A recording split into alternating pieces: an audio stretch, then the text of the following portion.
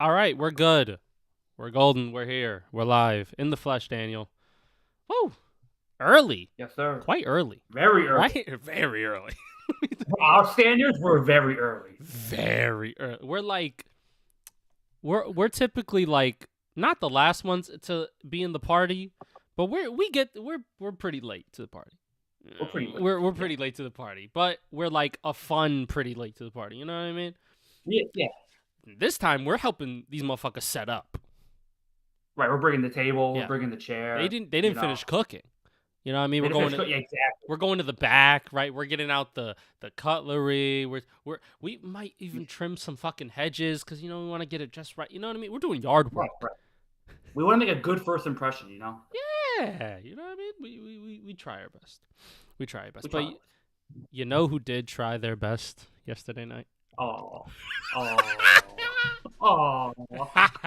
He went down, boys. I like how when people talk about Merab, they talk about him literally like an alien. You know what I mean? Like they talk about him like finally the enemy has lost its battle. Like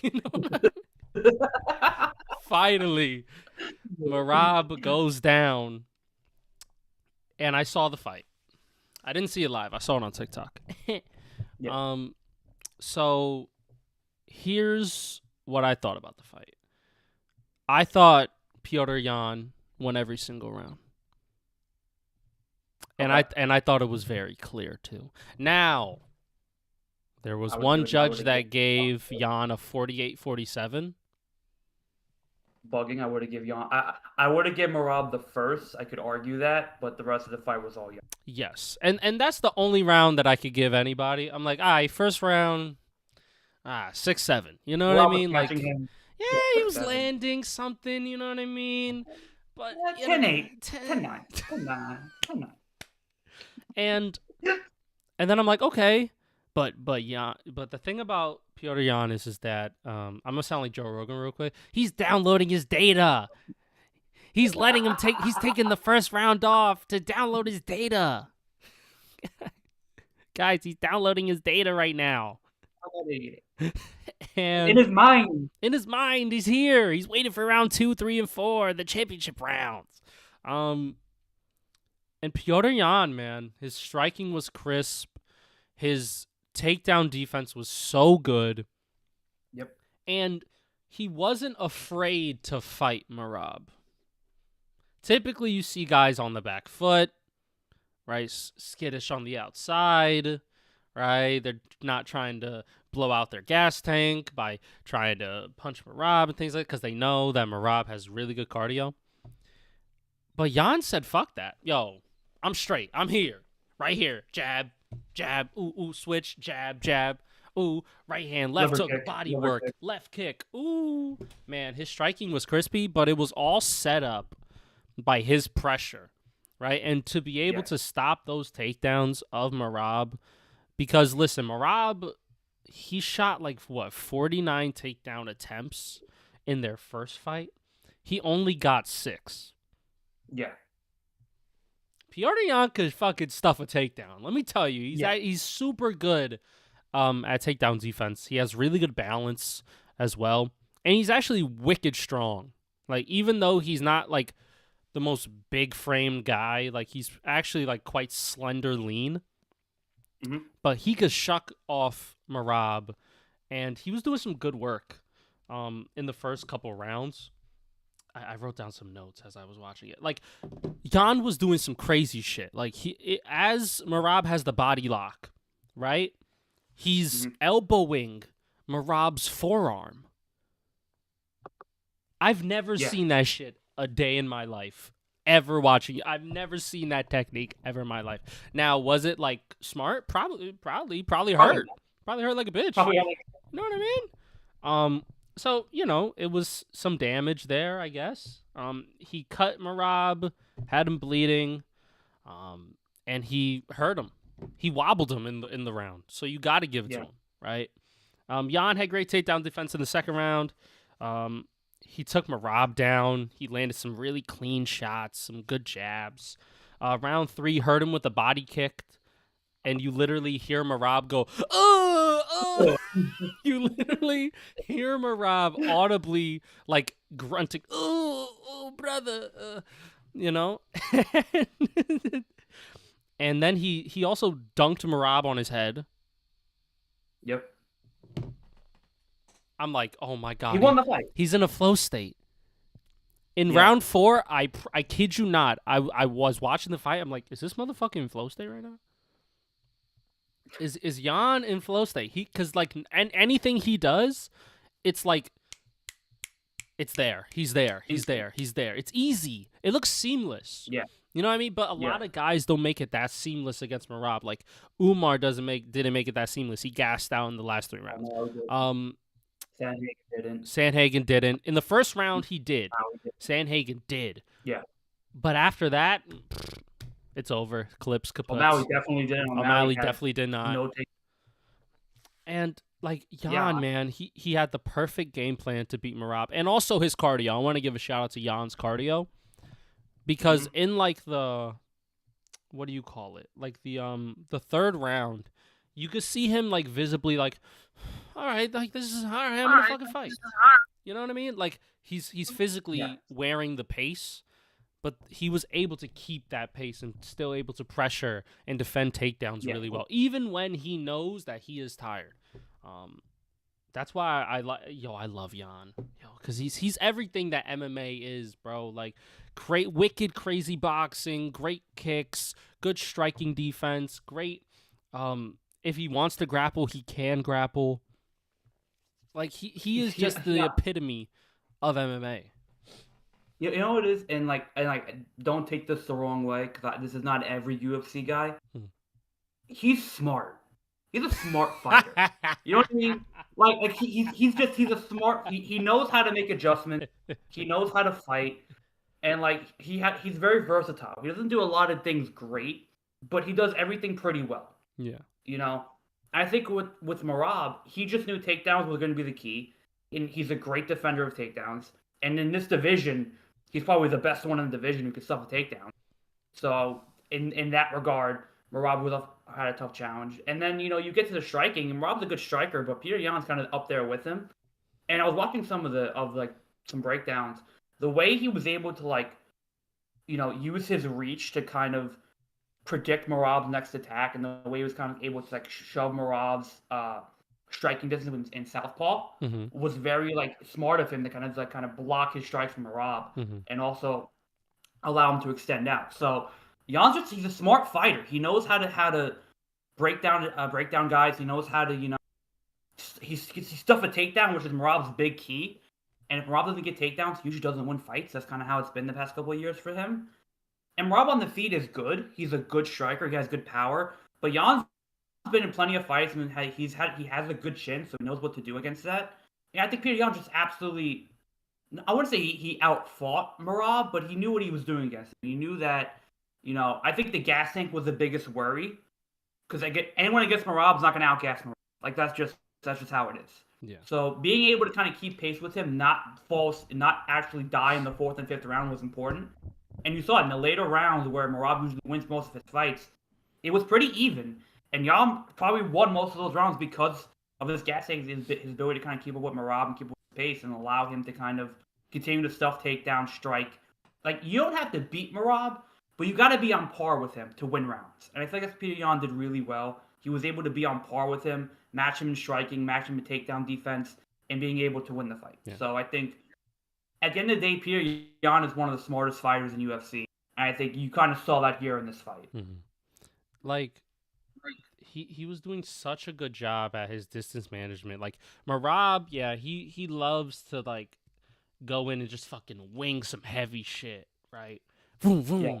And, Merab, he caught Peter on some exchanges, right? Clean. But Piotr has a fucking good-ass chin, right? He was taking shots off O'Malley clean. And still was able to, fight back and win the fight.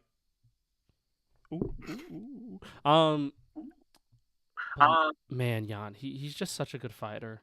He fought super smart, and he was able to keep up, and he was piecing up Merab, man. He was landing some really good shots, and also the body work, right? Nobody Yeah, nobody has ever underrated.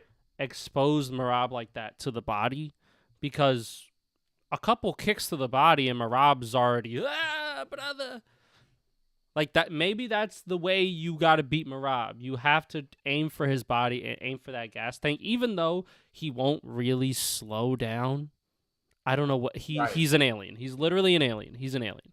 Like, so I love this fight by Piotr Jan, and he's the champion again. He's a 2-time bantamweight champion. He's up there with some of the greatest. He's already like a top 3, top 4 bantamweight ever of all time. Um, so I can't wait to see. Say that again. Technically lost to O'Malley. He Technically. technically did lose to O'Malley, Technically, right? so O'Malley has a rematch opportunity. Yeah. If the UFC, whenever Merab wants to come back, he gets an immediate title shot against whoever it is. Yeah. He fought what 4 times this year. He fought a lot last year. Like he was, He fought a lot last year. and I want to give a shout out to Merab.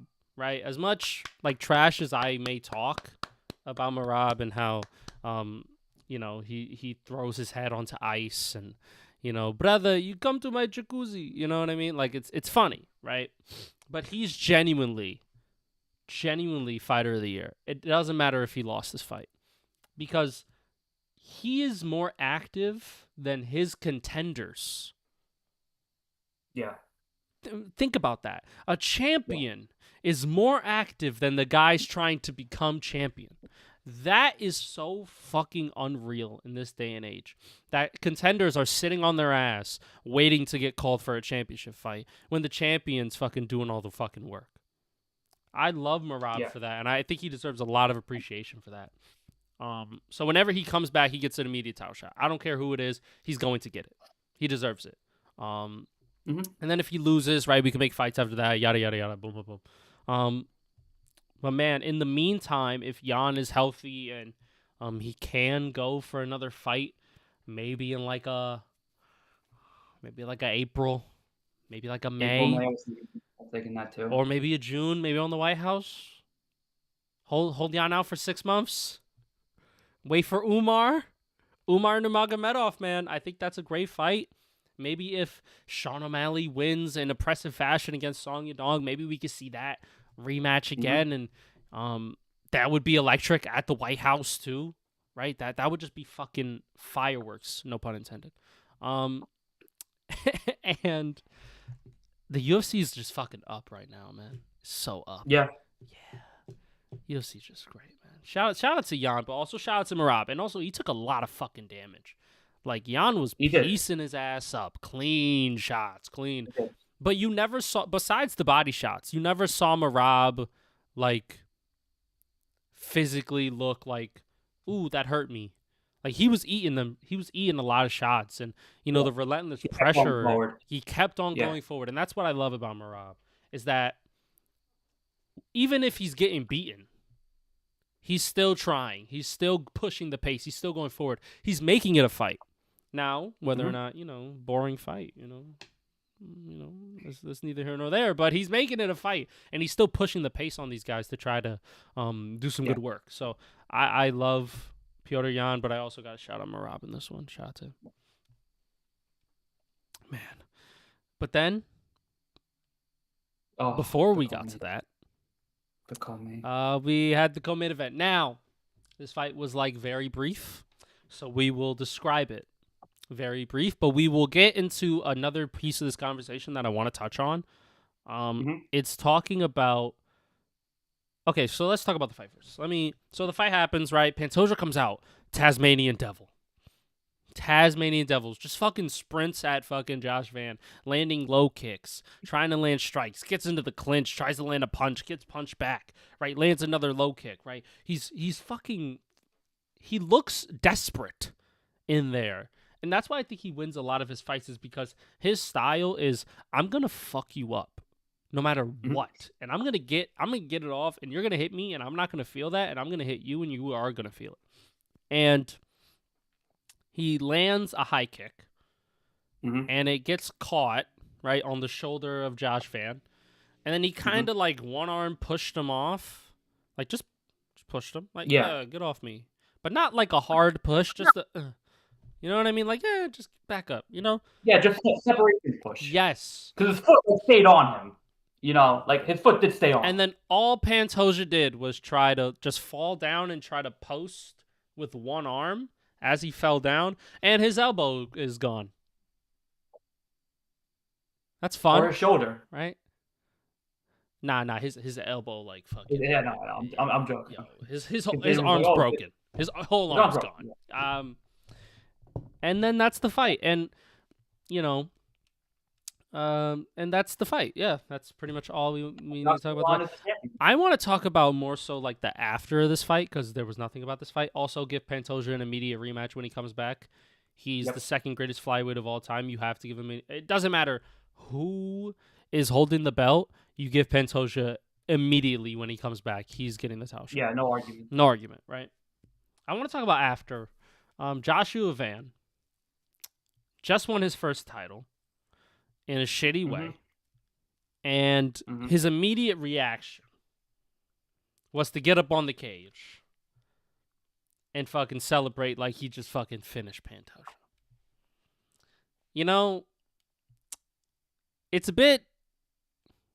like weird behavior. It's like those two things don't go together. You know what I mean? It's like you're putting a square peg in a round hole. That just doesn't fit. Like that reaction to what happened in the fight doesn't make fucking sense. Like, why are you so fucking happy? Like I get it. Like, and this is what I'm gonna say in like defense of Josh Van. He's 24 years old, first title fight. He just got the fight called off, so he's won, and he knows he's just won a championship. And he's from Myanmar. Where is he? I don't even know where that even is. I don't know where that is, right? So it's some country somewhere who probably has never had a champion in their life in the fight sports, and he's 24 years old, young kid, second youngest champion ever in the UFC. Emotions got the best of him, and he celebrated. So what? So fucking what? Right? And now it is a bit like, all right, like, you celebrating, you puffing up your chest, like, you didn't really do much. He got injured, so there's really, like, nothing to celebrate about. But people getting on him about it, he's 24 years old, first championship fight. Come on, guys. Like, he deserves to celebrate because he did just win a championship. It may not be in the way that he wanted or the way that all of us wanted, clearly. But that was his reaction in the moment. And I think we should give some grace for that. He just won a fucking title and he's 24 years old. You know what I mean? And the legacy that he is already going to leave for his country is outrageous. So I think we need to give Josh Van a little bit of grace for that. You know, maybe a shitty personality. You're puffing up your chest, talking shit in the press conference. Maybe not the best. But I'll give you some grace, Josh Van. You know, you just won a chip. 24. Yeah. I mean, I think what gets me, and I think what got most UFC fans, was that press conference afterwards of acting like he just knocked out Pantoja because he technically won by KO, but really wasn't a KO. So I guess like that part of it, I can understand the frustration, like the, bro, what are you doing? Like you didn't do anything here situation. So I understand that point of view. But you also have to remember, like, he's a young kid, 24, first title win, first title fight. He technically beat a legend of the sport. He's probably so hyped, you know, he's off so much adrenaline right now. And I think it's just, if he was older and if he was a more, like, seasoned fighter, it'd be a different situation. He would understand it more. But I think he also understands, you know, it was frustrating. It was, you know, a tough fight to be prepared for so long. You go through so many camps, so many moments. You go through your entire childhood dreaming of this moment. So, I think at the end of the day, this is a dream come true situation for him. And people have to understand that as well. That it's also tough on him how that fight went. But also in that moment, he's the champion of the UFC. So, he's allowed to kind of have some grace and be happy and be excited for that. So, but going out and, you know, I agree with you, going out and, you know, knocked out Pantoja, you really didn't. But, you know, it's fine. I think he's in the moment. Could he develop a bad personality from this? We're gonna find out. We're gonna find out. But I think right now you can't really fault him too much and too crazily after one title fight. So I think if he has a rematch against Pantoja, we'll see how that goes. But I think right now you have to give him some love and some grace into what he did after the fight. But I just think for Pantoja, it sucks. It's a bad thing for him. Obviously, it's not how you want to lose your title and lose a fight in general. But I think overall, it's he deserves a title fight as soon as he comes back. He didn't lose this fight at all. Is there an argument for a draw and for him to have the belt to beat interim? Maybe, but I think Joshua Van probably still deserves to be interim champion in that regard anyway because he deserves that title fight. So. Mhm. I think we'll see what UFC does. If Santoja does come back, I think an automatic title fight is guaranteed. So yeah, and Dana was like, "Oh, he separated his shoulder," and Santoja's camp's like, "No, he didn't. He broke his elbow." I don't care that you broke your elbow. Sorry, I had to hit that shit. Sorry, my bad. Yo, man, it's also like real shitty for Pantoja because like that first like couple exchanges, he's like, I got him. Just wait till I shoot a Yeah. takedown. I'm going at him. Right, he can't stuff a takedown because all he did was strike with him. Yeah. So we don't even know how he's Probably gonna one be on the ground. Yeah, like I mean, tough. Pantoja gets an immediate shot. You know. That's pretty much all we can say about the co-main event. Well, That's I mean, like nothing else. we can't judge Joshua Van because he didn't fight. He didn't throw a punch. He Yeah, showed. so like if he's fighting another guy, let's say i.e. a Tatsuro Taira, Yeah. I don't know who to pick. Who do I pick? I might pick Taira in that one because I still haven't seen your grappling. Still haven't seen it against a guy. And Taira can get he's kind of like Pantoja, but like less frantic on the feet. Way less frantic, way more patient. What has Brendan Moreno done recently? Not much. He has not done much. Oh, I'm slow. I'm slow. I'm sorry. What? He just lost to Taro. I'm sorry. Yeah. That's on me. But Taira did finish Moreno, right? And that holds some weight. He finished him, right? Beat him up, finished him, and he gets your back, dude. The back control is crazy. Pause. Hey yo. Pause. But he gets your back, and he's so happy. Thank you. Like he's a ground savant. His striking needs a lot of work, and I think Joshua Van, if it is on the feet, tags him up relentlessly. But if Taira gets it on the ground, I don't know, Jim. I don't know, Jim. I don't know. I don't know who to pick. Man. And also, yeah, I'm looking at this division. Taro's probably the best bet. Yeah. Because Rivaldo lost to Van, but he beat Taro. Cape doesn't really do anything for me. They're gonna go with Taira probably. Yeah, Taira took not a lot of. He barely took damage. And Van literally took no damage. You could put that as a co-main event of a pay-per-view in like April. You know what? Fuck it. Tim Elliott. Why not? Tim Elliott. Why not? Let's see if the Unca still hang. You know what I mean? With the best of them. Also, by the way, just want to do a quick fantasy check. I am losing. I hate it here. And you know what? I hate facing the best team in the league. He has Puka Nacua, Smith and Jigba, Trey McBride, Michael Wilson, because there is no Marvin Harrison, is going crazy. And it's only the second quarter. Shout out to the Cardinals. Shout out to the Cardinals. Are they winning right now? No, they're losing, but that's okay. And I need people to lose. and I need Jess to lose specifically. I need her to lose. Specifically. I just need her to lose. I don't care what I do. It literally doesn't matter what I do. I could win or lose. If she loses, I'm good. But if not, she wins. See, Huh? I haven't checked my fantasy team at all. Oh, you're so this is gonna be eliminated. fun. Sorry. No, I know. I want to see how I'm doing in the game. I'm You're winning. cooking. Oh, cool. You're I'm cooking. Oh, of course I'm cooking. You know, of course I'm cooking. Son. Oh, Kyle Pitts, 33 points. Thanks, bro. Appreciate that. Oh, thank you. Oh, Derrick Henry, 24 points. Thanks, bro. Appreciate that. Thank you. Oh, I still got Conky to play tonight or tomorrow. Cool, bro. Thanks. Appreciate you. Appreciate you. Oh, my bench did nothing this week. Thanks, bro. Appreciate it. Appreciate it. Appreciate it. Cool. Sounds cool. Man.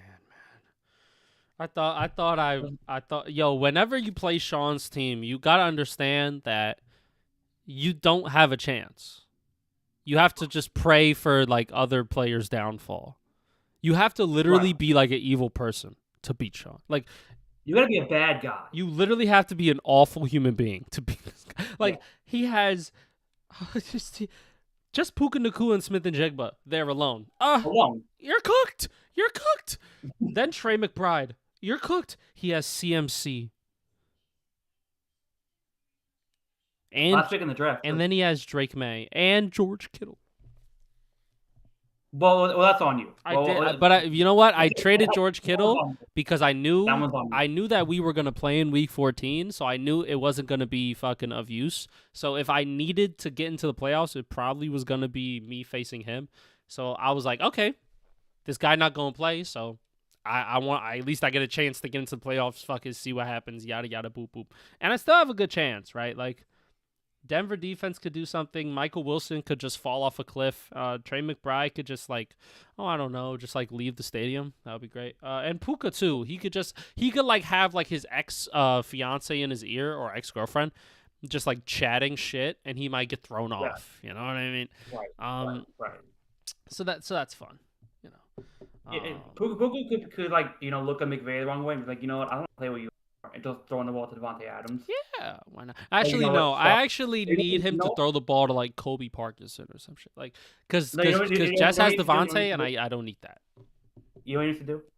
He needs to run the football. Mm. He needs to run the football. Kyron.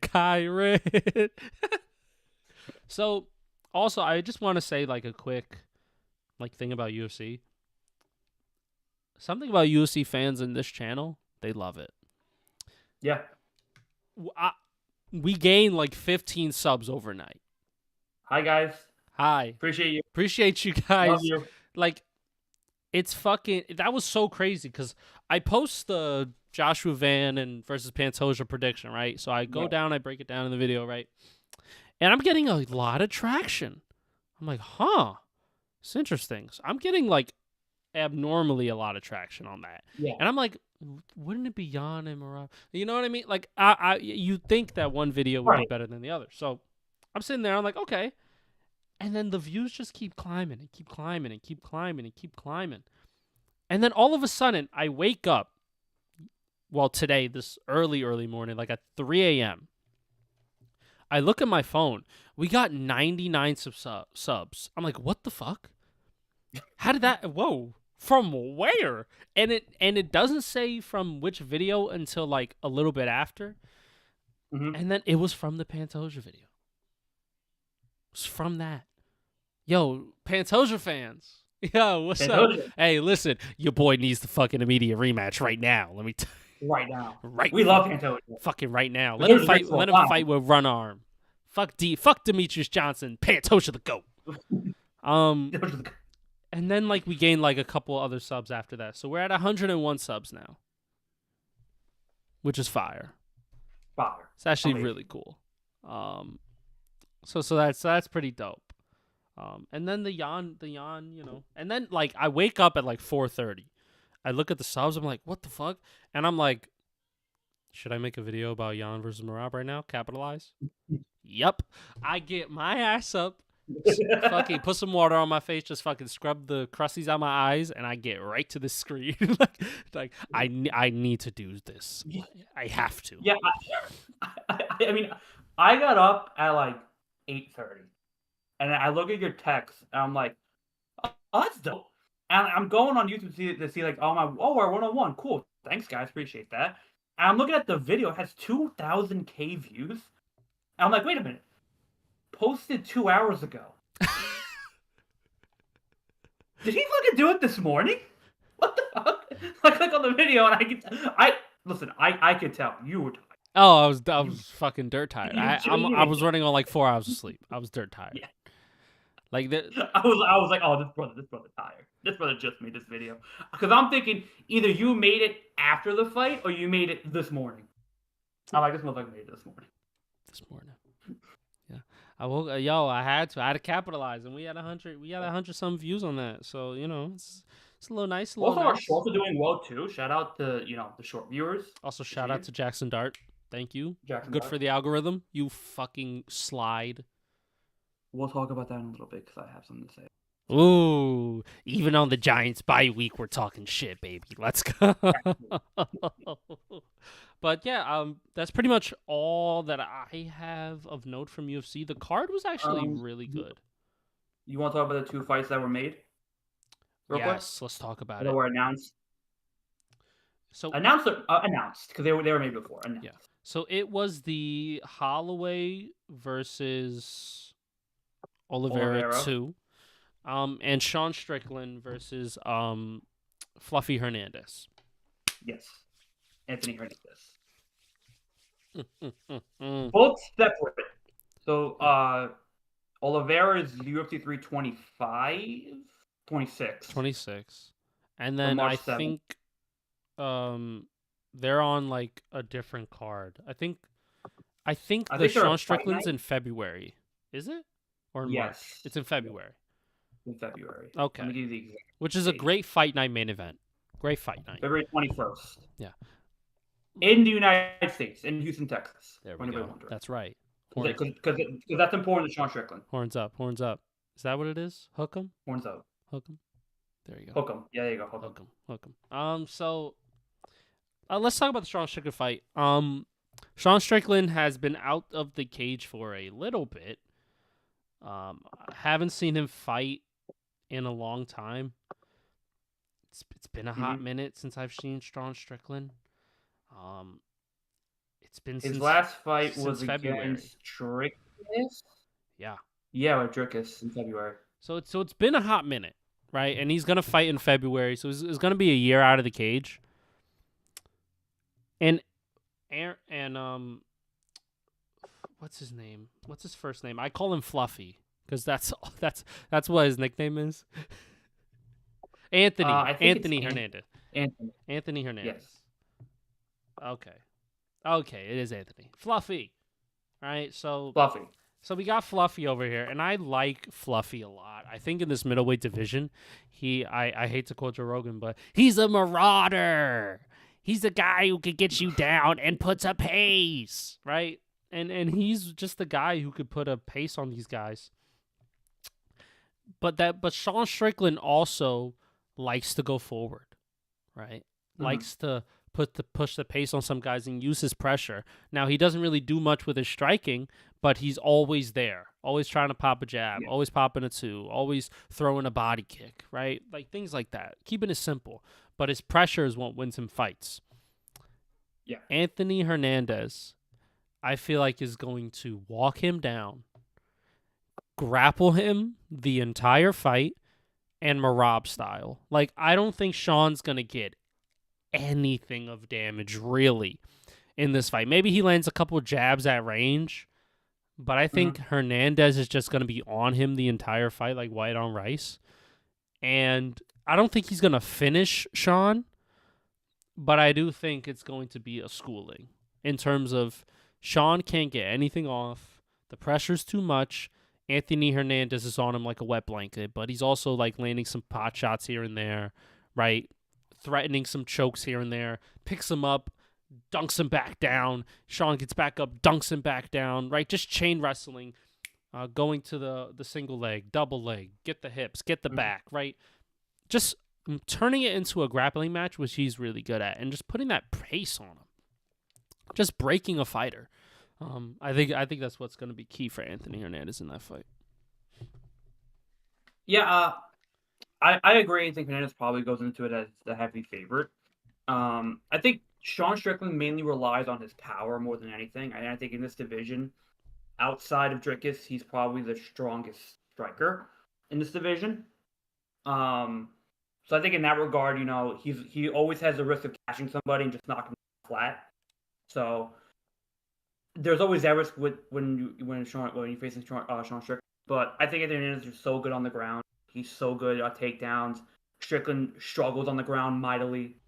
Anytime he faces a grappled opponent, he doesn't do well against them. I think a year off is going to hurt him as well. I think Hernandez last fought in August, so that's about 6-7 months, give or take. So yeah, I think Anthony Hernandez probably is the more likely of the two to win. Probably the more heavy favorite, but Sean Strickland and his power is always going to be a big factor. But I think striking wise, Hernandez can kind of duck him and predict him and do well against that. So I think Hernandez probably has the edge in this one. But Sean Strickland is always a threat when it comes to his power game and striking. So we'll see. I think it's an interesting matchup in that regard. But I think, especially on the ground, if he can get it to the ground, he can keep dunking Strickland. It'll tire him out more, and he'll be able to get like that rear naked choke or that armbar in and get a submission. Mm-hmm. Speaking of submissions, we have the UFC leader in submission victories. Charles Oliveira will be taking on Max Blessed Holloway for the BMF title in March. Right, March. 326. Not a pay-per-view anymore. Fantastic. Number card. And also, in the next year, we are going to do fight companions. So what that means is that I will be sitting here for hours upon end watching the fights that Saturday. It'll be fantastic. And hopefully to get some people in there, get the live chat going, right? Just, make it a fun time and watching fights, getting our reaction. I'll be there every now and then. Yeah, whenever you guys could be there, you could be there.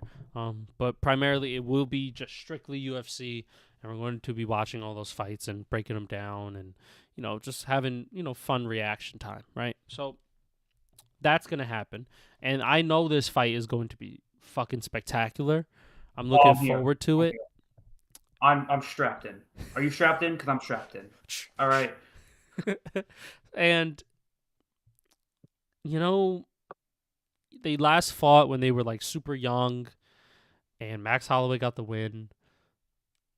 But man, why do I like? Oh my gosh, yo! I'm looking at fucking fantasy, and the numbers just keep going up for Sean. What's happening? Yeah, LA just scored a touchdown. Oh, Puka. I think it was Puka. Yeah, I think it was Puka. He has 39 points. Okay, that's great. So I'm losing this week, so I need Damien to fucking pick up the slack. You fuck. Pick up the fucking slack. Caleb Williams. Hey, Daniel, tell your fucking boy Caleb to be better. Tell him. Well, the package just scored a touchdown right on his face, so, that's not great. Ah, shit. Deep throw? Ah, shit. Shit. Well, that means he has to throw the ball more. All right, throw to DJ Moore, please. Thank you very much. So let's keep talking about fights. I like Oliveira in this matchup. I do. I think Max is in lightweight now. He's going up against a guy who's going to mix in the takedowns, and he's going to mix in his grappling up against the cage and, trying to get him on the ground too. Oliveira is super fucking slick on the ground, and if you're in his guard, you're in his wheelhouse. But he also has some crisp striking that he can also employ, and he's been, probably be like a bit more measured.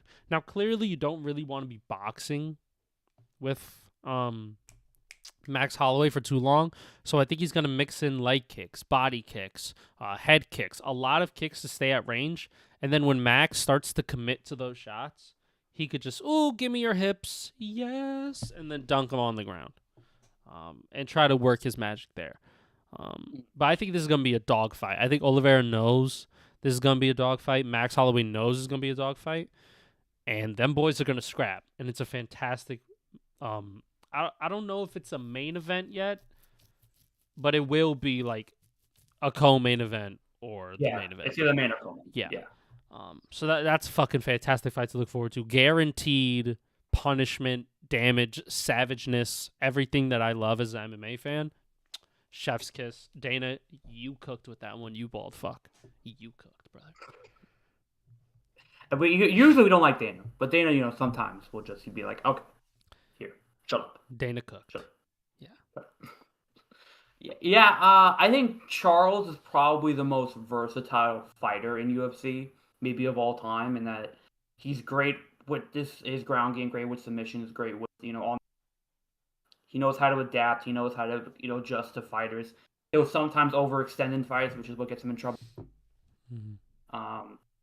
So but I think with Max is kind of the same way. They both kind of overextend themselves, and they just kind of rush in at the wrong time and get caught and get knocked down, just lose the fight that way. I like Charles here too, just because I feel like he'll eat more of Max's shots and he'll be able to get him on the ground a little bit, tad bit more, get that one position. I don't know if he'll finish Max. I think it goes the distance, but I think just based off ground game and control time and damage, I think Charles edged it out a little bit over Max, but it's going to be a fight. It's going to be a fight. Mm-hmm. That's all you could really say. So, yeah, it's going to be a lot of fun. I'm excited for it. Dana, shout out Dana for making something good that we all like and, enjoy. Man. He's like, you don't like Vogue Lopez, Oliveira Holloway. Yeah. And You're also, welcome. like, the timing of some of, like, no pay-per-view in February, but you have 2 back-to-back in January. I think, like, to kick off the, like, Paramount and all that, to, like, try to maximize the number of people to subscribe to Paramount in that, like, single month, they put fucking bangers up, man. And the Sydney card is fucking good too, right? That Sydney card's coming together real nice. Yep. They got a lot of good fighters on there. So I'm super ecstatic. I'm super excited. Can't wait for the Paramount era to come by. I mean, there's nothing else I could say, man. I'm super stoked about it. Yeah, at UFC, one of the great things about UFC, it never has an off season. So every weekend there's some type of fight. So it's going to be really fun. And listen, you're giving us this for free, semi-free, for $14.99 a month. 6-7. I mean, what else can I say? It's perfect. I mean, what else can I say? $14.99 a month. When we used to pay how much? $70 fucking dollars for the pay-per-view, and then you had to pay the ESPN Plus, which was pretty much the same thing that you would pay for Paramount. Yeah, so it's a big fat dub, and we're eating those. We're eating them shits, baby. Yeah, it's just fantastic. Like, it's gonna be so much fun to just watch fights, and it starts a little bit earlier. That's always fun. I love going to bed as early as I possibly can, so I don't really want to be up at fucking. The Europeans love it as well. The Europeans love it. It's a tad bit earlier. Still late, but a tad bit earlier. See, here's the thing, right? And here's the fun argument. Is it better or worse? Because you would wake up, because you would probably sleep, wake up at 3 a.m. and enjoy it. Mm-hmm. Do you now stay up to 2 and go to bed, or do you wake up at 2 now? Right? I mean, if you want to watch, because what's the conversion? I think it's 5 hours, so 9 to 12 is 3. Yeah, 2. So, I mean, if you want to watch the prelims, you can. You stay up. And it's Saturday night, so typically you probably won't work on a Sunday. Typically, I know people do work on Sundays, and if that's your schedule, that's cool. But you could still have Paramount and then watch the fights later. True. Watch it the next day. Sit down Oh, on your couch, watch it the next wake up day. 9 a.m. It's on a Sunday. fantastic. It's amazing. It's amazing. And you get all the content on there. Just it's fucking beautiful, baby. I love it. And you know who else is beautiful? You know what else is beautiful? Jessica. She's here. She's beautiful.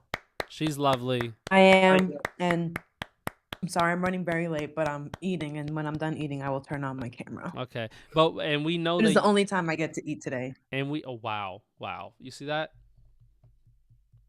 Take a time out of her day to come see us. and she is eating. But we love that for her. Now, Jess, remember when I texted in the group chat that I told you about I told you and Daniel that I have a shirt that I just ordered. Now, this is the first shirt. I have another shirt. It's similar to this one. Okay. First shirt. Well, what's the one you're wearing? I can't. So, it's just white. I know. Hold on. Jess, Okay. I think you're gonna like it. scaring Okay, me. are you ready? Now, I gave you guys a hint, right? Jess. I will say before you show the shirt off. This is the whitest purchase he's ever made. This is something I would buy. Ever made. This is the whitest thing he's ever bought. Yes. But Daniel, you're not regular white. You're white with flavor. Fair enough. This is the whitest. This is the whitest thing he's ever. All right. So I'm gonna This is put my coming camera up. Right. All right, guys. Are you ready? Ready for this guy? Yeah. So we got Baker Mayfield here. What the hell is that? What the hell is that? Just you God reading it? forbid a white boy. What are you doing? What the hell is that? Why are you wearing that shirt? Is that a real is that a mugshot of him? No, it's like a edited picture of him in a do-rag. Where the hell did you order that from? I saw it on Instagram.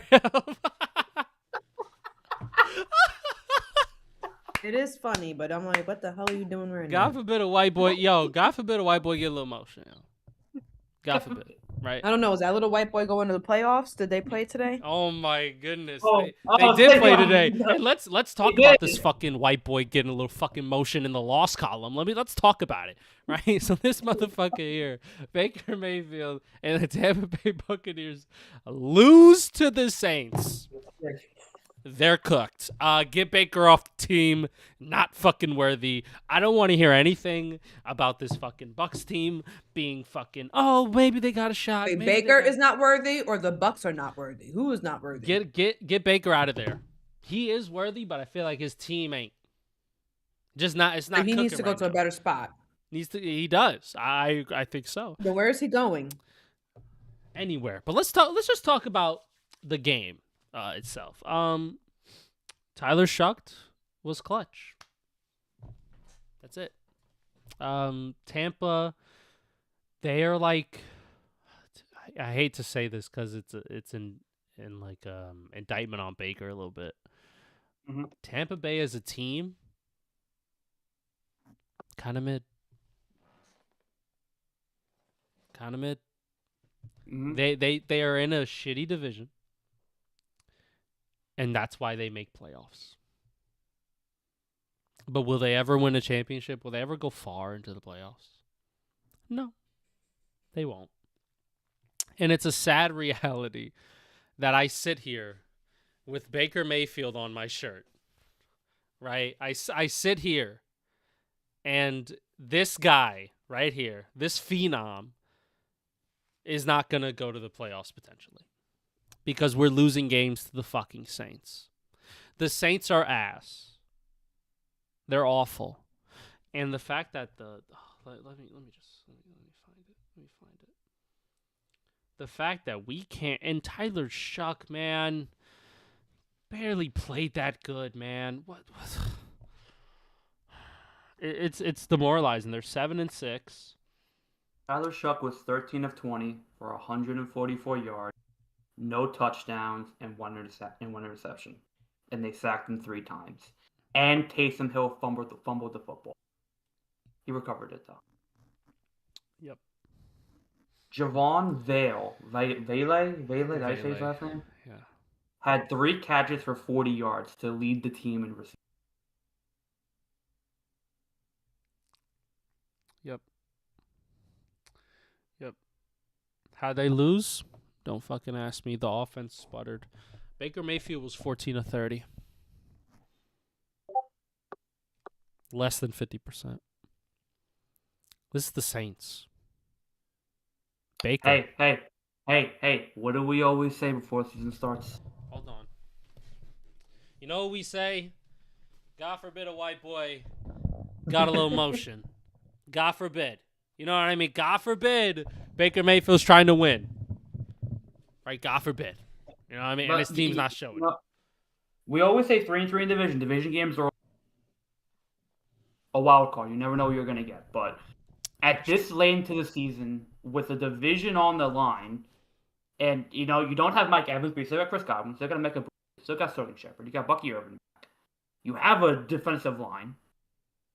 You're playing the Saints. This is the game you should be not only winning, dominating, respectfully. The Saints were 2-10. They hold the first overall pick in the draft.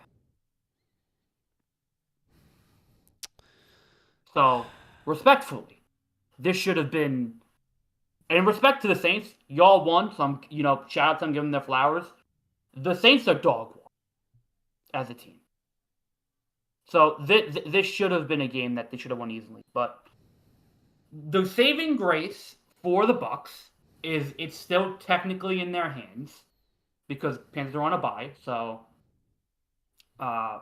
they still have the division in their hands. They both are 7-6, or 6-7, however you want to put it. They're still 7-6. So I think they play. Do they play? Play the Falcons next week. I have their schedule. Yeah. I got you. So they play the Falcons next week, right? Do they play the Panthers, or they're done with the Panthers? They play the Panthers twice in the next 4 weeks. Shout out NFL. Great schedule making. W schedule making. Yeah. Fantastic. It's like they knew. It's like they knew. It's almost like this whole thing is scripted. I'm just saying. This whole thing is scripted. So I don't know. It's WWE, boys and girls. It's WWE. Third eye. Guys. It's like they know what's gonna happen. So, but yeah. At the end of the day, that's the season right there. You have to win both those games. I don't get it. I don't even care to watch the highlights of this game. I don't even care. Like, it's the fucking Saints. You as like see, you're a Bucs fan adjacent. You know what I mean? You're a Bucs fan adjacent. So this is just demoralizing. Even when my Giants still win, my Pookie Bear Baker Mayfield plays like shit. Like, what the fuck? I can't win, and I'm getting dicked down in fantasy. My back blown out. I can't. He already has 200 points. Oh my god. Sean has 198 points right now. Oh my goodness. And it's only halftime for these fucking 3 players. Okay. Yeah, I'm getting dogged. Yeah, nobody's beating Sean. I don't care what anybody says. Unless you beat him unless like his whole team falls off a cliff, nobody's beating him. Listen. If you make the final, you still make money. That is true. But who says I'm going to beat him? Can we talk about how did he fucking build his team like that? How did he know? The draft. Is he actually good? The draft. The Sean. He drafted CMC knowledge? And then Puka. CMC has not been hurt this whole year. Yep. Mwah, fantastic pick. Then he drafted Puka. Puka has not been hurt all year. Mwah, perfect. He was hurt to start the year. He was hurt to start the year. Was he hurt to start the year? Yeah, they didn't have him the first couple weeks. No, he was there. He was there from week 1 to week 6. Week 7, he wasn't there. Then they had a bye week, and then he's played every single game except one. So he's been healthy. And then he has Jackson Smith and Jigba, who's the number 1 receiver. Literally, whenever he touches the ball, it's 100 yards. It just doesn't matter. He did this draft before the season started, so it's how the fuck did he just he picked up one by one? And he had Trey McBride. Trey McBride's fucking phenomenal. And remember, he was the last pick in the draft. Last pick. So we let it happen. Yo, he needs to be GM. Sean needs to be a GM. Well, he is the GM. He needs to be a Well, commissioner. I mean, in real life. I Oh, mean, like, Yeah. he needs to be. yeah, he needs to run the That's Giants. talent. That's talent. Sean, come on, He- please. He needs to run the Giants. Yeah. I hate the Bucks, and if they lose to the Falcons, I might actually think about doing things to my body that harm me in a video game, Stop because it. like it's honestly like so piss poor of a job of coaching that we can't beat the Saints. Like granted, we lost the 3 tough teams in a row: Patriots, Bills, Rams. Right? Tough ass teams, tough teams. I'm willing to swallow that. Tough teams, right? Then we lose. Then we beat the Cardinals barely. And then we fucking You beat the Jets barely. beat the Jets. Like, yo, real talk. Have they been that? I mean, granted, they beat the Texans early. That's a good win. Clutch came back. Clutch. The Texans early weren't that good. They beat the Seahawks. Clutch. Okay. They beat the 49ers. Everything is one. Clutch.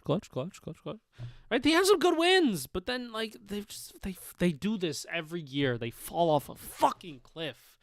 Fuck. Fire the GM, fire the coach, fire everybody. Get them out of there. Fire Sarah I think when they wholesale. fall off a cliff like that, I think that has more to do with like coaching. You're correct. If you're collapsing towards the end of the season. And they always lose first round in the playoffs. Yep. They could have beaten Jane Daniels in the first round last year. They could have. They had a shot. At the league. They didn't. You know. I don't know. They gave Baker the money. They paid a lot of old guys money. Yep. We'll see what they do. You know. Get Baker out of there. Trade Baker to the Jets. I think that'll be good. Baker will give Now, you you know guys what- way more success than you guys have had in the last. No. See, there's only one guy coming to the Jets. Oh, here we go. It's the guy whose defense keeps underperforming for him, who had a chance to win today, but his defense can't stop a 3rd and 15. Talk about it. It's Joey B with 4 touchdown passes today and a loss to the Bills. But since he had this game, the entire way they had this game to the 4th, and they're completely collapsed. It's the same story we talk about Cincinnati the entire. Joe Burrow plays great. This defense is poo-poo, pee-pee, dog water, dumpster fire. It's bad. It's trash. It's worse than trash. It's 5 garbage bags of trash. Like, they can't get one stop at any point during the second half of the And Joe Burrow can only do so much with this offense. And I went into this game with the real big chance that the Bengals can win if they did win. They're probably in a playoff race. They probably have a chance in this division. They probably have a chance to maybe not make a wild card, but the division is still wide open. And they still find a way to fuck it up. I mean, at this point, Zach Taylor got to be gone. GM got to be gone. And if they're both gone, Joe Burrow got to be gone. There's no fixing this team in one offseason. There's just not. And it's what we said last year. This team needed help defensively. They didn't do anything to help them defensively. And it's the same team it was last year. So the fact that you went from neutral to neutral, where is your progression? What if they get? Well, what if instead of like getting rid of Joe, you get a good defensive coordinator? You get a new coach. Because if he's your offense, you already have your offense. You just need to fix your defense. You can get that done. You can get a lot of that fixed. Well, okay, let me put it in a season. Not all of it, but you can be way better. He can have a fighting chance. I think. Do you need to really move him? No. I think you just need to fucking remove the head coach and the defensive coordinator because they suck. But we've done this same dance with defensive coordinators. They've had 4 defensive coordinators 2 years. But they need a new coach. They need a coach to get the right defensive coordinator. I don't disagree with that, but at what point do we say it's on the players to also perform? Because now you're just rotating coaches and you're getting the same results. Well, look, I think the offensive are playing well. They are. I just think it's the defense that keeps letting them down. I mean, because the truth is, I don't think Joe wants to leave. I just don't see him leaving Cincinnati. I think he actually like he seems to enjoy or be like natural to that location. I think he may. Do you think maybe he's one of these players who were like, no, I'll stick it out with a team 10 years, even if we only go to the playoffs twice, just because of like loyalty and bullshit? Or do you think he may be like, yeah, I'm done. Someone come get me the fuck out of here. Well, I think you have to remember Joe Burrow is a kid from Ohio. He's playing Cincinnati. He's playing his That's what I'm hometown state, saying. So it's like, right? is this a detriment to himself by staying there just But because you're also, fucking from there? also in that same regard, when he went to Ohio State in college, right? He was like, "Y'all not playing me. I want to play. I know I'm talented. I'm gonna transfer Oh, out that's again." right. Then he went to LSU. He Then he went to went to LSU. So LSU. yeah, maybe. So we'll see what he does after the offseason. Forget what they do with the coach and forget what they do with. I want to see if he's actually like, yeah, it's time to get out of here. I'm demanding a trade. When is he I free don't. agent? Not Joe for a long Burrow? time. Not for long. Motherfucker signed a big money. Big money. Yeah, someone needs to come get him the fuck out of there, and I believe teams will make it happen. If You he can't asks pass up on for it, something he like will that. have it. But like, my thing is like, I don't see this Bengal team getting better overnight.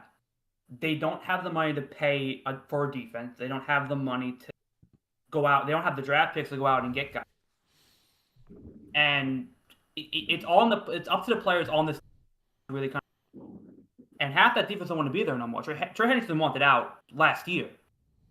They drafted a D lineman and they didn't play him, and he didn't want to be in the Bengals. He decided till first day of the offseason or last day of the offseason. So I think this is on the GM. It's on the coach, but also step up Hold up, repeat and play that. some You kind of cut out a little bit. Repeat that. I said I think it's up to the coaches, it's up to the owners, it's up to the GM, but it's also on the players as well. You have to step up and make a play, and his defense has not done that the entire year. So you have to gut it at that point. If the players aren't good enough to be on the team, you have to gut it. But if you're doing that, that means you're losing, you're tanking, and you're starting over. Does Joe Burrow want to go through that when his offense is so good it could win a Super Bowl? That's how good his offense is. And by that point, when the Bengals get good enough defensively, will Jamar Chase still be good? Will T. Higgins still be good? Will the Ravens get better? Will the Browns get better? Will the Steelers still be mid but make the playoffs? Who knows? Browns ain't getting better, so we can let go of that false hypothetical. I don't know. I think Chase will be fine. I think we still got some of his years left in his prime, and I think Joe will still be fine. He needs a defense, and he needs to be protected a bit better. But I don't know. Does he want? I mean, I don't know. Where does he go if he Anywhere. decides to leave? Anywhere with a defense. My fear, or my hypothetical fear, is that Joe Burrow had his best chance to win a Super Bowl 4 years ago. And with the Bengals, He's too he won't young get to chance say ever again. that. It's too early in his career Well, to look say at this that. team. Do you see this team making a Super Bowl next 5 years in the AFC? With the other teams getting better? With the Broncos up, the Patriots up, God willing, the Jets will be there in 5 years. You know what I mean? And look at the NFC. The Bears are up. The Packers are great. The Lions are still great. The Rams are always going to be there. Do you see the Bengals being those teams in the You Super know Bowl? what? I'm all for him leaving. I don't, I personally think I think, did I say last season he should leave? I said he should leave Cincinnati. So he could absolutely win a Super Bowl in the next 5 years if he leaves. Well, I think if they don't get rid of the coach, they don't get rid of the defense, he'll never probably, not for Cincinnati, but I mean, he needs to try to be making those moves now. The season's done. It was done today. It was over. So he should just really start making plans. Like, he needs to be on the phone with his agent. Like, what can I do to? Because his face after the game, he just looked dejected. He just like, we let this shit slip out of our hands again. They had a 3rd and 15, and this motherfucker Josh Allen ran straight up the middle. I saw. Like, what else do you want? Like, Josh Allen is great. Shout out to the Bills for winning this game too. By the way, big. right? What's We'll funny get is to them. when I turned on the game, the score was like 21-3. There was Yeah. no sight of the Bills anywhere. And I honestly thought right away, I was like, oh, the Bills are gonna lose this. They're gonna flout, like like I don't know. Total, totally wrong. Totally wrong because I forgot. Let the fucking horse out the barn and it's it. That's it. And Josh Allen was just he tapped into his magic. And literally and that's why he was MVP, because he came all the way back. And it didn't matter what Joe did. Joe tried. He really tried. But my thing is like this Bills offense has been struggling all year. And if they played a semi-decent defense, they probably don't win. They may probably make it Well, it's close. not They probably close, but they probably don't win. That's my thing. look, it's not their fault that Cincinnati is It's low not. defense right now. They can't control who they play. The only thing that they can control is that they start fucking picking up steam. This is the perfect time to pick up the speed. Agreed. Perfect time to take advantage of whatever winning outcome you can, no matter how ugly or how far back you come. Like now's the time. And I honestly thought that, if they lose this game, maybe the Bills possibly don't make, or, they lose in the wild card. And now I feel like, no, that's not going to happen. They will be in the playoffs. And he probably will take them deep into the playoffs because Joe is not going to be there. And the Ravens, what the fuck are they going to do? But we'll get to them. We'll get to them. But I just feel like the Bengals, with a better defense, would just steamroll teams. They really would. Of course. I They mean, if really your quarterback is putting up 40 points and you have a great defense, one-way ticket to the Super Bowl. But Yeah. he doesn't have that. And that's what's sad, is that he is putting on such a good performance and he is making the plays and he's coming through, and it's not reciprocated. And it's like you're wasting the talent. And that is what is painful. Talent in the league is very finite, and you're gypping the game, you're gypping the fans, the quality. It's just terrible. They should be punished for that. Like, how dare you not provide this fucking talent with all I complementary know, weapons? all I know is that if Zach Taylor's still the coach, and the excuse is that because Joe Burrow was hurt, the Bengals are a disaster. You know he's been there for 7 years, Zach Taylor. I realized that today. This is 7th season with Cincinnati. That's too long. Let this be it. Let him go, because he doesn't know what to do with something like Joe Burrow, so he needs to go. Let him go. It's fine. I don't know. It's fine. Bye. One Super Bowl Bye. run bought him 7 years as a head coach. But look at that organization. They were desperate for some type of success. So they decided to hold on to, whatever magic they thought they had, whatever lightning in a bottle they thought they captured. I think a more healthy organization wouldn't keep someone around 7 years with only one Super Bowl appearance and 3 friggin' straight seasons of not getting into the playoffs. I'll tell You you know, a this. healthy organization wouldn't tolerate that. I'll tell you this though. This is gonna piss you guys off. Hmm. Zach Taylor has more Super Bowl appearances than Sean McDermott. I'm just saying. I'm just saying. He is correct. Painfully sad.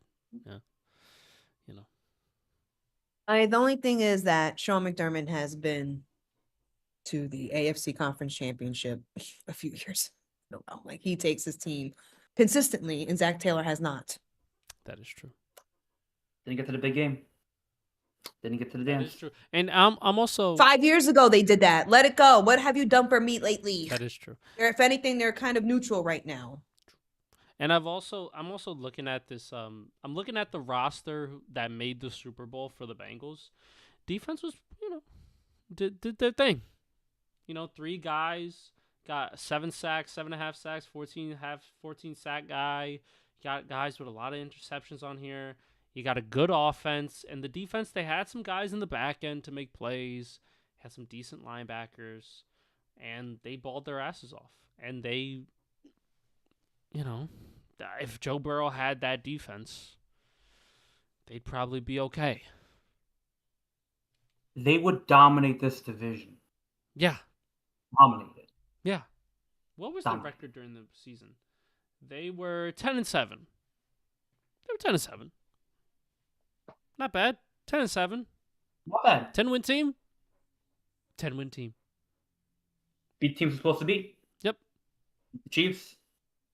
Did they beat the Bills that year? I don't think they did. They beat the Not that good. Titans and the Raiders in the playoffs as well that year. Oh God, the Raiders. Yeah, remember that? What a mess. What a fucking mess they are. What a fucking What a mess. mess. But shout out to Buffalo. They won the game. They're 9-4. They're 2 games out of the division now. Their division's still up for grabs as well. Mm-hmm. So, but I'm still not totally convinced by them yet. I'm really not. They haven't really shown me anything that shows me they're a real threat in the AFC. Huh. Let's look. Maybe they'll lock in. I mean, they beat the Chiefs that one week. Who hasn't? You know what I mean? Yeah. Yeah. Who hasn't? And that's the point that I'm trying to make. Like, schedule. I mean, they beat the Ravens, Jets. They have a Dolphins, chance to still do it. Saints, They still have a the chance. Panthers, sneaky good win. I don't know. Maybe on one week it is, and 1 week it's not. They lost to the Dolphins, got destroyed. Lost to the Texans. Beat the Steelers, beat the Bengals. Like, they play the Patriots next week.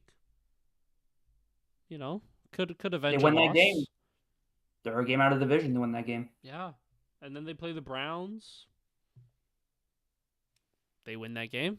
Well, or maybe they don't, because the Browns defense just fucking comes alive and Josh Allen can't do anything.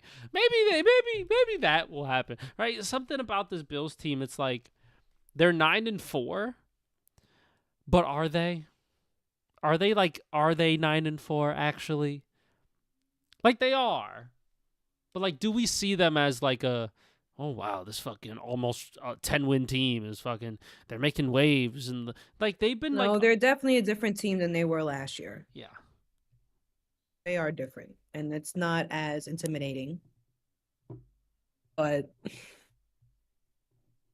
they're still. Who are they really not better than? Besides the Patriots,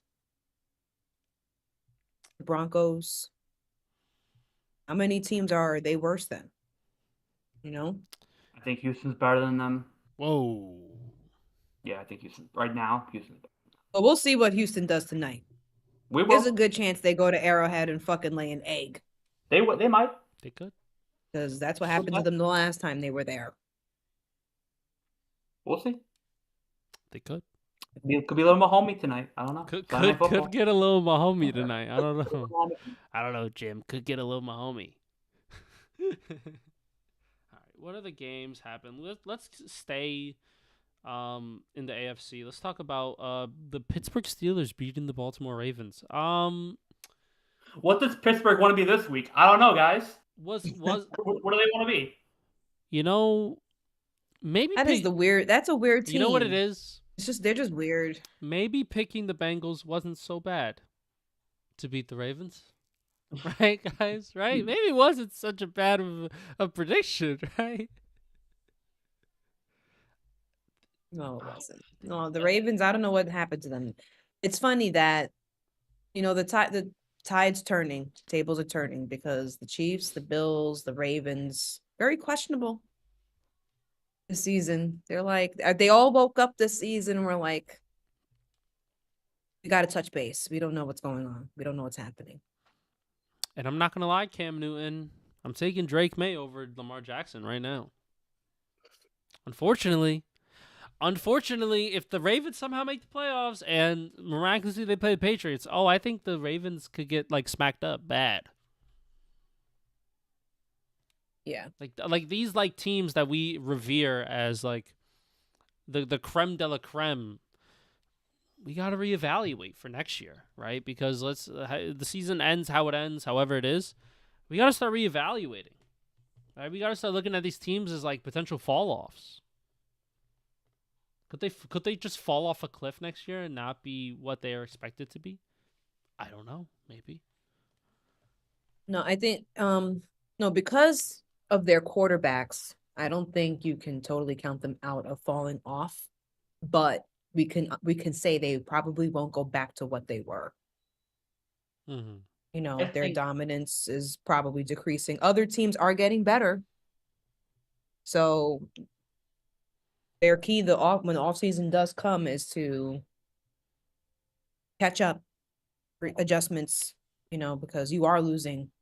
You are not the same. Like, you know, it's just, but that's just, you know, different eras, different, it's other people's time. But the truth is, who was exciting? We want to see these teams. You know, we love watching Lamar play. We love watching Josh, even Patrick, and Joe. Like it's kind of like sad that next year it'll probably be more of what this year was, or just the same. Yeah.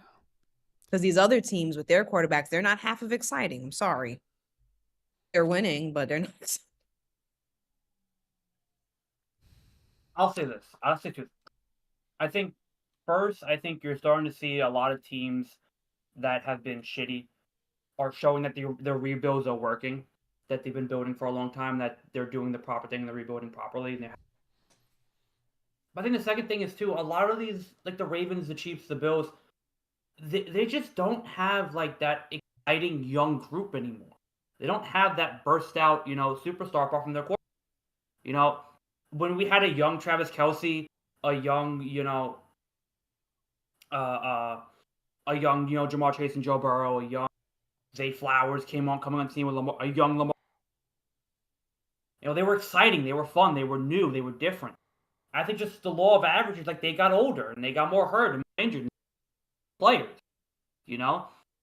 And I just think like those teams didn't replace them properly. They didn't really keep up consistently. It's not a matter of they didn't try. It's just what happened. You start losing your key guys, your quarterbacks get older, they get more hurt. Teams have to figure you out more and learn your tendencies. And your younger teams in the league that are more shitty get better. I think you're starting to see that kind of turning over a little bit. A lot better. Defenses are getting better, and just how it's the law of averages. What's supposed to happen? That's how you have a healthy league.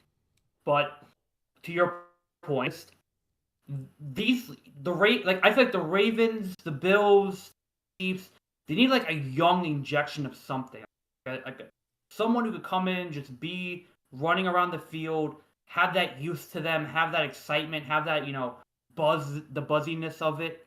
They don't have that, and I think those teams are lacking that kind of somebody who can go push the ball with Josh Allen, with Patrick Mahomes, with Lamar Jackson, who can be on that level, can be a receiver, a running back, a linebacker, cornerback, something else, something young, something different to come revitalize that group. Because a lot of these teams have pretty much stayed the same way for the past 5 years. And while it's worked in the past, it's not working now. Who's the last great young Chief player? The last great young Raven player? The last great young, what's the other team? Bill player that's come in, emerged as a star, emerged as a secondary piece, emerged as something that can help a Josh Allen or Mahomes or Lamar. Zay Flowers is a good receiver. Who else? It's hard. It's really hard to name. Really hard. It's hard to name. Yeah. Who on the Bills is catching balls from Josh Allen? Pause. But who on the Bills is doing? But we also have to remember, the top receivers that these teams could get, they don't really want to pay for them because they're paying the fucking massive quarterback. Right. So they're relying on this quarterback, and these are mobile quarterbacks. These are quarterbacks that got the magic trick. So it's like we can just give them B players. But here's the thing with young that too. but B average. But here's the thing with that too, right? And we see that's not helping them in the long run. What Sean McVay has done so well is take a late round receiver and turn him into a star to help Matthew Stafford. Sean McDermott hasn't done that. Andy Reid's trying to do that with Rashid Rice and Xavier Worthy.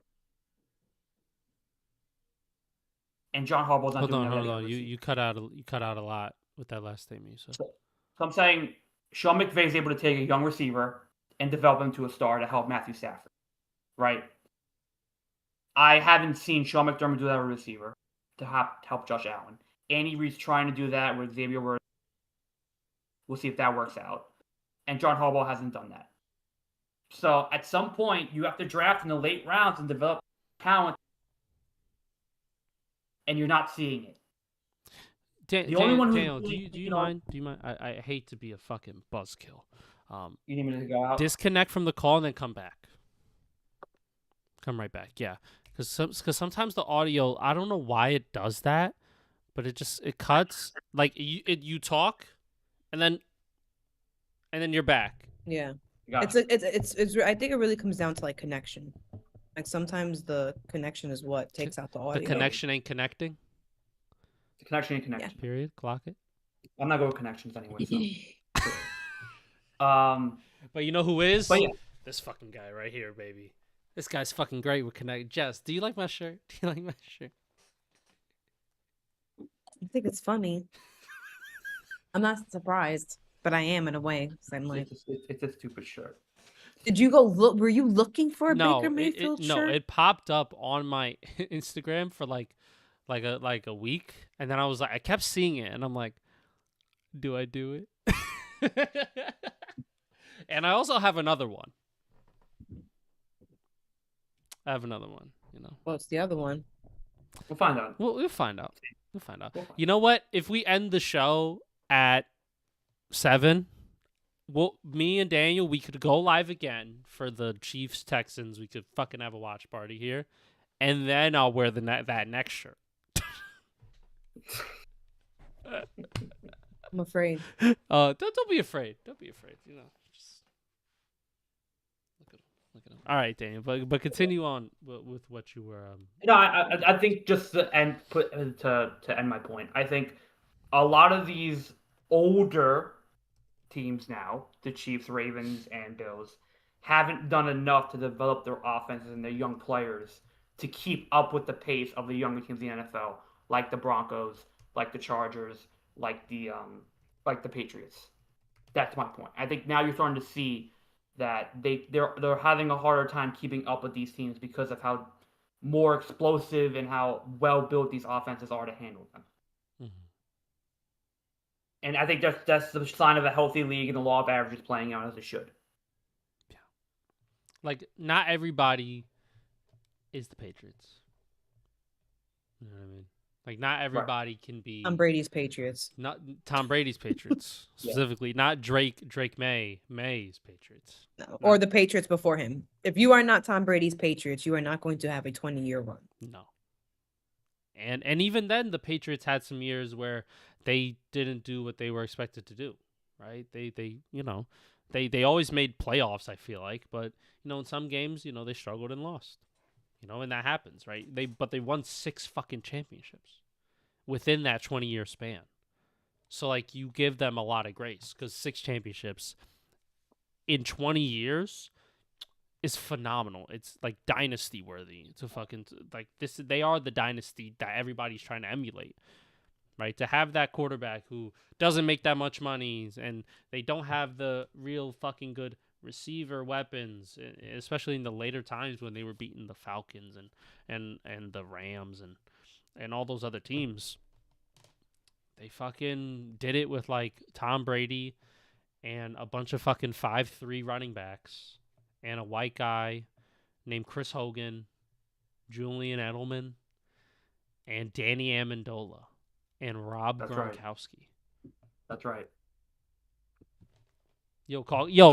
Caucasianness was so up when the fucking Patriots. Caucasianness on the Patriots, bro. Them motherfucking Caucasians, built different, bro. And Rob Gronkowski, another Caucasian. Yeah, just a lot of caucasity in the room. a lot of caucasity. Oh my gosh. But yeah. Okay. But you know what we didn't talk about? What the 2 teams that played in the game that we went on this tangent. The Steelers and the Ravens. Steelers. That's right. That's right. They played. They did play. That is true. I want to talk about Lamar Jackson a little bit, if I could just. Okay. Lamar Jackson in the last 5 games. You guys tell me if this schedule sounds cupcake to you. Minnesota, Cleveland, Jets, Bengals, Steelers. Sounds pretty cupcake? Defensively, cupcake. For the most part. Cupcake, right? Lamar has 3 touchdowns in those last 5 games. 3. and 2 interceptions. No, he has 4 It's interceptions. not his year. 4. I don't It's know not his what year. it is, but he's not playing well. I think he's still Oh, hurt. he was hurt. He I was think he's hurt. still. Trying to find his mojo. He's probably playing hurt. It's just not a good. It's just cancel this year. It's a bad year for him. It's going to be one for the books. Yeah, and You like know? even if because they still have a chance to make playoffs, even with like this shitty year from Lamar. But it just doesn't feel like they earned it, kinda. You know, like, this feels a bit yucky. Well, you could say the same about About you the could say the same Steelers, about too. Pittsburgh. Yeah. I mean, whoever wins this division is okay, you won a division in the playoffs, but are you a playoff team? Did you play like a playoff team? I mean, I don't know what to do with Pittsburgh because it's whatever they want to be on the week, right? Because they want to start this game like a playoff team, go up by 20 points, and then almost lose it in the last 2 minutes of the game. Because all things considered from Baltimore, they had the ball at the goal line for 4 tries and didn't get it in at the end of the game. And then Lamar gets sacked in the game for them. But it's like I don't know. Like it's a good team with good players that are not playing to their level as they should. That's kind of been the year. Is Aaron Rodgers the same quarterback? No, but is he still decent? I guess. This defense is meh. I mean, his age is showing. He doesn't have the team is not consistent enough for him to make something happen we know he could because he's Aaron Rodgers, but he's just his past his prime, and I don't know. This is gonna be his last year. I don't think he's gonna be there next year. Mm-hmm. I mean, it's showing that maybe he couldn't, and I doubt they're gonna go if they do make it to the playoffs. There's a good chance they won't make it out the first round. It kind of shows that maybe bringing him in definitely didn't help. Yeah. He was always supposed to be a bridge quarterback. Let's be serious. He wasn't signed for 5 years and was supposed to do, but he was supposed to make them a lot better. And now we see he only made them a little bit better. But I think that has less to do with him and more to do with the team overall and the coaching. Mm-hmm. Yeah, when I don't think anyone they have DK Metcalf with only 600 receiving yards up to this point. Like when you traded George Pickens and to get this guy, you signed him to $30 million a year, you're expecting better production. Like Aaron Rodgers isn't a spring chicken, but only 2,000 yards thrown for. Only 2,000 passing yards. That's it. Right? Like, and he has 19 touchdowns. That's all fine and dandy, but like this offense isn't that good. And the wins that they have, they beat Jets early doors, right? They beat the Patriots. How the fuck they did that? Defense. They beat the Browns. They beat the Colts. Defense once again coming up clutch. And then they beat the Bengals. And then they beat the Ravens today. It's just not. They're just. I don't know what to say about the Steelers. It's just. It's the. You know what it is for me? It's PTSD. It's the same old with the Steelers. And I'll tell you why. My uncle is a Steelers fan, yeah. And he's a diehard, but he's Steelers fans for his entire life, right? He's seen a lot of success. Seen some Super Bowl wins, right? His team is always constantly in the conversation for playoffs. So he's seen a lot of success over the years. But whenever I watch the Steelers, I always notice a bit of a trend. They play down to their competition a lot. And this has been years that I've been feeling this way, and I've been kind of correct in some circumstances. When they play teams that are actually of caliber, they don't show up. Or they don't win. It is what it is. They can make the playoffs. You can get to 9 wins and win your division or be in the wild card. But once you get there, you are immediately fraud checked. Like you're not like, oh, sorry, sir, you're actually 20. You don't turn 21 until 2 weeks from now. Sorry, get out the club. Like like the Steelers, they constantly are gonna get fraud checked. I don't know what needs to change, but it's been that way for like a good amount of time now, and like there has been no progression in it. There hasn't. They still haven't found their franchise quarterback after Big Ben. Their offensive weapons are abysmal. Their defense, still good, right? You got some good players, but they're aging. Aging defensive players. Their secondary isn't that great. They're on the decline, even though they're winning games and they're in their division. This is the AFC North is the NFC South. A bunch of fucking okay at the top. Like, the Panthers and Bucks. It's cool. It's cute. Steelers in Baltimore. You know what it is?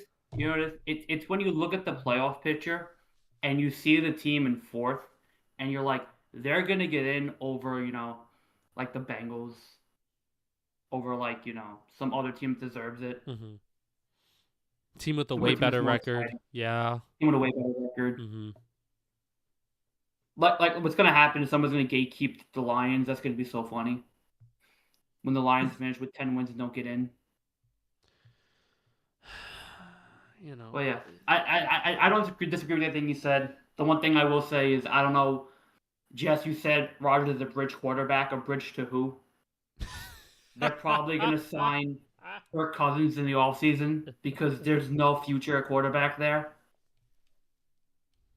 There hasn't been for a very long time. Well, I say bridge because he can't be your fucking quarterback for 3 years. Like, no, this year, no later than next year, that's it.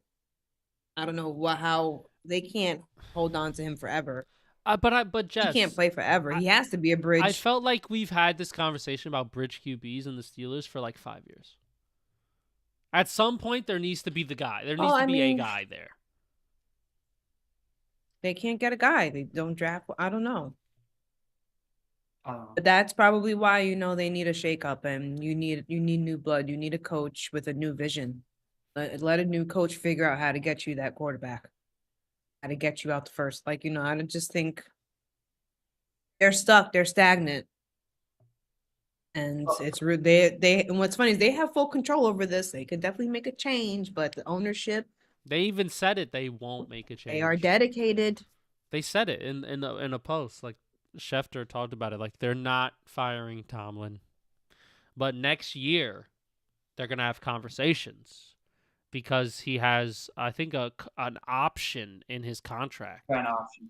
So if they don't pick it up, they probably won't re-sign him. The thing with that is the deadline for that is March 1st. So if they don't pick it up by March 1st, then that option expires. They're cooked. But he will be the coach next year. That's what they said. Yeah. So we'll see what happens March 1st. But, there is a quarterback out there who we don't know how he's going to be, who unfortunately got hurt today. Daniel Jones and the Colts are officially done. It's over. I just saw the video of him being very frustrated on the field. And you know what? You know what's funny, guys? Yeah, sad. I can't even hate properly. Because it's not like he played bad and the Colts just collapsed, and I could have my fun as a Giants fan. It's like, that's what you get. You're actually not that good. I can't even do that because he genuinely played really well this year. He has, and he, I hate to say it, he's the engine that drives that fucking offense. Mm-hmm. Without him in the game, fucking pretty stagnant. But didn't I say that this year was a little like it was gonna be like a fluke? No, but here's the I thing. didn't take it serious. I'm not gonna lie. Because I knew something was gonna happen, and this is it. But an injury isn't the reason why it would be a fluke. The fluke would be that they're like fool's gold No, and like, but, oh, like, they I get to don't- playoffs and get fucking No, spanked but- immediately. Like that's a fluke. But without him, because like you said, he's the engine. Like, how do you see them finishing well now? No, they have fucking End of year, no, they don't. They have Riley Leonard as their quarterback, and their schedule's really Okay, hard. so then, No. like I said, it's really nothing big this year. Like, it was great to see them have that burst of like victory and their win, but I just never bought into it. That's what But I'm I saying. think it's different. Like if they just started playing bad, then I think you can make that argument, and I think all of us would agree with you because they did collapse. But Yeah, it's like they who can only predict an collapsed. injury, The but- only reason why they collapsed is because Daniel Jones was playing with a fucking fractured fibula. How the fuck do you even do that? And then he fucking tears his Achilles. Yeah, but Allegedly. I Allegedly. just feel like I'm then- just not shocked that their season is ending sooner rather than later, even if it's through injury. I'm just saying I'm not surprised that it's ending like this for them. Jesse's point I is, mean- is like the decline went from this to now that. They went Like, it from was like trending down. oh fucking. Then it plummeted. They went from slowly going down to just okay, cliff time. Now it's over. Now we don't know. Magic can happen, and they may struggle, but win out the next Stop. few games, Stop. and No, they they're still not. make it They're to a not. wild They're card. not. They're We don't not. know. They're not. You don't know that. They're not. They're You not. don't know that. Their schedule's Well, didn't well, we they're talk no about their longer fir- schedule? They're no longer first in the division because that belongs to the Jacksonville Jaguars of all teams. Shout out to Jacksonville, I guess. Houston's third, and if they win Ball. tonight, they'll jump them in the division. So You jumped them? if Houston wins tonight, they'll jump Indy in the division for a Oh, second. they're not going to win tonight, but okay. They might. Who knows? I don't know, Anything can Jim. happen, Jim. I don't know, Jim. Stop. Their defense is really Stop. good, Jim. I don't know, Jim. They are good. They are. Look, I'm not saying that Nico they're Collins gonna. is boy, he's healthy. They're just not gonna win. He is healthy, and he's been putting up numbers. I'm so happy that I did choose him because for a while he was kind of like inconsistent, but my boy has been showing up big time for me in fantasy. There you go. But There I you go. feel we'll get to the game. But yeah, back to the Colts. Yeah, You got the schedule. Yeah. We said this was a tough schedule. So last week we talked about this after they lost to the Texans, right? Like, just listen to this. Chiefs, Texans, Jaguars, Seahawks, 49ers, Jaguars, Texans. Fucking go home, take your ball, never come back to the park ever again. Like, Yeah. how are you winning these games? You're not winning. Riley Leonard, my guy. Notre Dame alum, my guy. They're not winning. I'm sorry, Notre Dame. those teams that you named, I think they're just gonna get more. They're just gonna get better as the ending of the season because like their playoff dreams are real. Like the Jaguars, I think they're actually like, we like this may be, I think it's surprising where they are. And who else did you name? Oh, the Seahawks and The 49ers and Texans Seahawks. again. Those and, people they're aiming for. Yeah. They're aiming. you know. The Texans, they're aiming. They're Seahawks on their is way. just And the Atlanta. Chiefs, if the Chiefs lose tonight, they're gonna be looking for an ass whooping to give out. But you know what it So is? they're not. We're not going to hear the end of it from Colts fans because Colts fans will be like, well, if Daniel Jones is healthy, well, no, who's stopping us? Well, okay. Well, let's say this now, right? We don't live in that world, Colts fans. Well, A lot of wait, them will wait, say that. Wait, They'll make the wait, justification. Wait. Let's say this now, right? If they re-sign Daniel Jones and they go into next year, how does next year look? Well, Is he it the doesn't. same? He doesn't play Because- until fucking. I don't think he. Achilles, man. He can't play until this time next year. Yeah. I don't even It's know. pretty much a year Yeah. injury. What deal do you put So, him on? yeah, Even they're not. how much money do you give him? Because he did play well. If not for the injuries, they might still be fucking winning games. Like, what do you do? Let me say this, because I said this in the group chat and it confused you guys. I think he has. It's not a Brock Purdy contract. It's a Brock Purdy situation. in that I don't know what to give this guy because I don't know how to define the year he's had and how he's looked. Because he's looked great this year, but then you remember a time on the Giants and he's looked terrible, right? Brock Purdy has been said and sometimes has played like a great quarterback, but then he's also played shitty. So how much money do you give Brock Purdy? Obviously, he got a shit ton of money, and it has not worked out well for the 49ers in their regard. In terms of that he's been hurt and that he's played how he's played. Right? Not to that Well, contract. but also Mac Jones showed them that maybe you shouldn't have given him all this money. Right. Or now, like If Mac Jones played bad, they would still be okay with Brock. But now that Mac Jones proved that, now they're like, fuck, we gave the guy the fucking contract. I'm sure they regret giving him the contract. I don't care what Kyle Shanahan says. Right.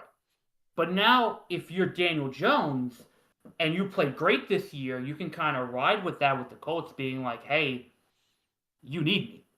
Regardless of anything, I made your shit work. Right? So it's that type of situation where are the Colts going to commit that much money to a guy who they need, but who's hurt and his pass is not great? Or will another team give him the money and put pressure on the Colts to do it? Because guess what? Some other teams need quarterbacks. Daniel Jones played a quarterback. For one season, out of the last few seasons, he played well, and now he's injured. If I'm a team, I would pay him something, but I'm not trying to fucking make it rain on him. Yeah, because like he's just coming off an Achilles heel. At this point, you were never an MVP candidate for anyone. Why am I breaking the bank? Like, why? At this point, you're paying him to do rehab in your facility. Yeah. That's what you're paying him for. Right. And it's like, let's look at the trajectory of Daniel Jones. Giants fan here. I got this, guys. I got you. Don't worry. Shit. Good. Gets fucking paid. Gets a good amount of money, right? It's $40 million a year type of money. Shit. Cut. Joins multiple teams. Joins the Vikings and then joins the Colts. Good. Dare I say fucking top 10, top 5 fucking... He's playing up to this upper echelon of quarterback. Good. Really good, right? Gets hurt. I think that if he kept going without these injuries, he would have gotten the same contract that he got in New York, which is like $40 million. But now the injuries fucking kill it dead. I don't think he gets any contract until he's healthy. My argument is that if you're the Colts, you could very much end up like the Minnesota Vikings in that you didn't pay the right guy. You had the guy who made it work. You had the guy who, despite everything, got your team to the playoffs in Sam Darnold, and you let him walk at the end of the year because you had J.J. McCarthy. If you're the Colts and you're willing to take the risk that Daniel Jones is not going to be the guy for the future, forget about next year, for the future, for the next 2, 3, 4 years of this next iteration of the Colts, because they're going all in. They traded players, they traded picks. This is the team that they are going to believe in, and Daniel Jones made it work. He got them this close and this far, and with a couple of tweaks, they could be there. We argue this. If you let him walk and you don't re-sign him and you bring in another quarterback, what's the guarantee you get the same result? There is none. Because for whatever reason, it worked with this guy. But I can make the same argument back. What's the guarantee Daniel Jones comes back the same player? You don't know. There is none. So it's the risk you take, right? It's the roll of a dice. Right. But then who's the guy? Are we finding the next guy in the next 5 years? Guys. With the team currently built, ready to win now, or do we go with the common... Wait, did they pay him? Did they pay him yet? Who? Daniel Jones. No, he's on a 1-year deal. Okay, so then that's it. There's nothing hard to think about. You go look for someone else. That's it. Save your money for someone else. Who you can get 2-3 years, who is healthy, who you don't have, like, you 1 year for a reason. It was for a reason, for something like this. It was 1 year because they weren't sure, because it was Daniel Jones at the end of the day. And then it worked. Were they wrong? No, because it worked. They were 8-4. It was not wrong. He's injured with a fucking Achilles heel. But he was a playoff candidate. Okay, yeah, but Daniel, yeah, I will say, Daniel Jones. But now it's not working. You know what I'm saying? The plan fucking changed. Because he got hurt. If he didn't get hurt, but that is why he only has a year. You're not committed to 2 years to let him hang around. That's all I'm saying. They But I'm have a saying- way out. But what I'm saying, they don't have a draft pick, right? They're not drafting a quarterback. They don't have the pick for it. The next 2 years. So even if they tank next year, they still don't have a draft pick, which by the way would be good for the Jets. But they don't have that draft pick anymore, right? They don't have the money to pay because they're paying their defense and they're paying their offensive line, right? So they can't go out and get anybody they want. They don't have the resources to trade for one. And the best quarterback in free agency next year is, guess who? Daniel Jones. That is So true. what choice do they have to pivot off of? So next It's year either he won't Riley even be Leonard playing. or Anthony So Richardson. I feel like next year, why are we even thinking about next? Like they need to find. Obviously, they're gonna have a backup for next season, but you can't even. You're talking about 2027. They can't get through 2026 first. Guys, I know the quarterback, and we're not even mentioning him. It's Joseph Flacco. Joe Flacco. Guys, he's been on the Colts before. Listen, I know all those things Daniel said is correct. They don't have the draft, they don't have the cap, but look, the NFL changes year to year. There's always a surprise shakeup. You don't know who will fall through the cracks that can land on the Colts. Maybe they don't get a big star, but they get someone that's stable for now until they get the cap or they get the trade. But I honestly feel like the 1 year turns out it may be a blessing in disguise because you don't have to hold on to him. You really don't. And I get he did play well this year, but like Lewis says, we've seen enough of him to know. Is he someone you're truly trying to build a future with? He is injury prone, I will say that. He gets injured a decent bit. Yes, and this is no small fucking injury. Achilles, he's had ACLs, concussions. He was never a bombastic player before this. He wasn't someone like, oh my God, what's he gonna do? What's he gonna do? Oh no, now the game's over. Like we never had that reaction for him. So I feel like it's okay if they find a way to move on. I don't think they're losing much by letting him go, but I understand if they keep him. Tyrod Taylor. I think that's fair. My two arguments is who is out there, but the team, if they didn't make the trade for Sauce Gardner, if they didn't ruin all their draft capital, if they didn't sign all these players to defense, if they were rebuilding, Well, I mean, if they were rebuilding, I could see that argument for not paying Daniel Jones, but they're not. They're ready to win now. They built this team to win now, right? So who is out there that can lead them into next year? And I get it. It's not going to but like I said, you don't know what's going to happen over the offseason, Daniel. Things happen. don't. Like you don't know. Mac Jones. You're right. Mac Jones. But I just feel like if you're trying to put your eggs in the Daniel Jones basket, I don't know how that's going to work out for you. You're trying to build now. You're trying to win now, and you're trying to depend on Daniel Jones to get that done. Let's look at the Minnesota Vikings, because the Minnesota Vikings let Sam Darnold walk after 1 year after getting the 14 wins and to a playoff game. Granted, they lost it. Granted, he didn't end the season well, but he got him the 14 wins, and for whatever reason, Sam Darnold was great on the Vikings. For whatever reason, it worked. They made it work.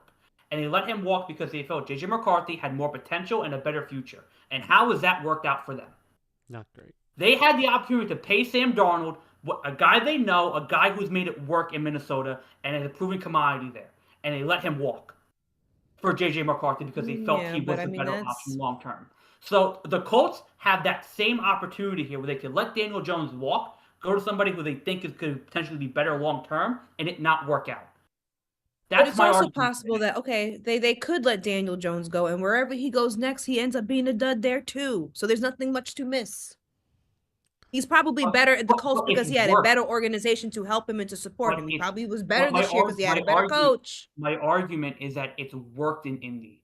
For whatever reason, they got the best out of Daniel Jones. And it's worked. Regardless of how he's played, how they've been playing, how he plays, style-wise and scheme-wise, it's worked. He's done everything he needed to do and more.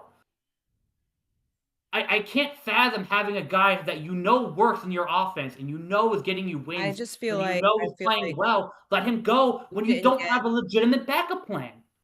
But they didn't. I get that, but they didn't get a full year out of him, and he's coming off a severe injury. I just don't think you could just assume that they're just going to stick it out with him. That's not true.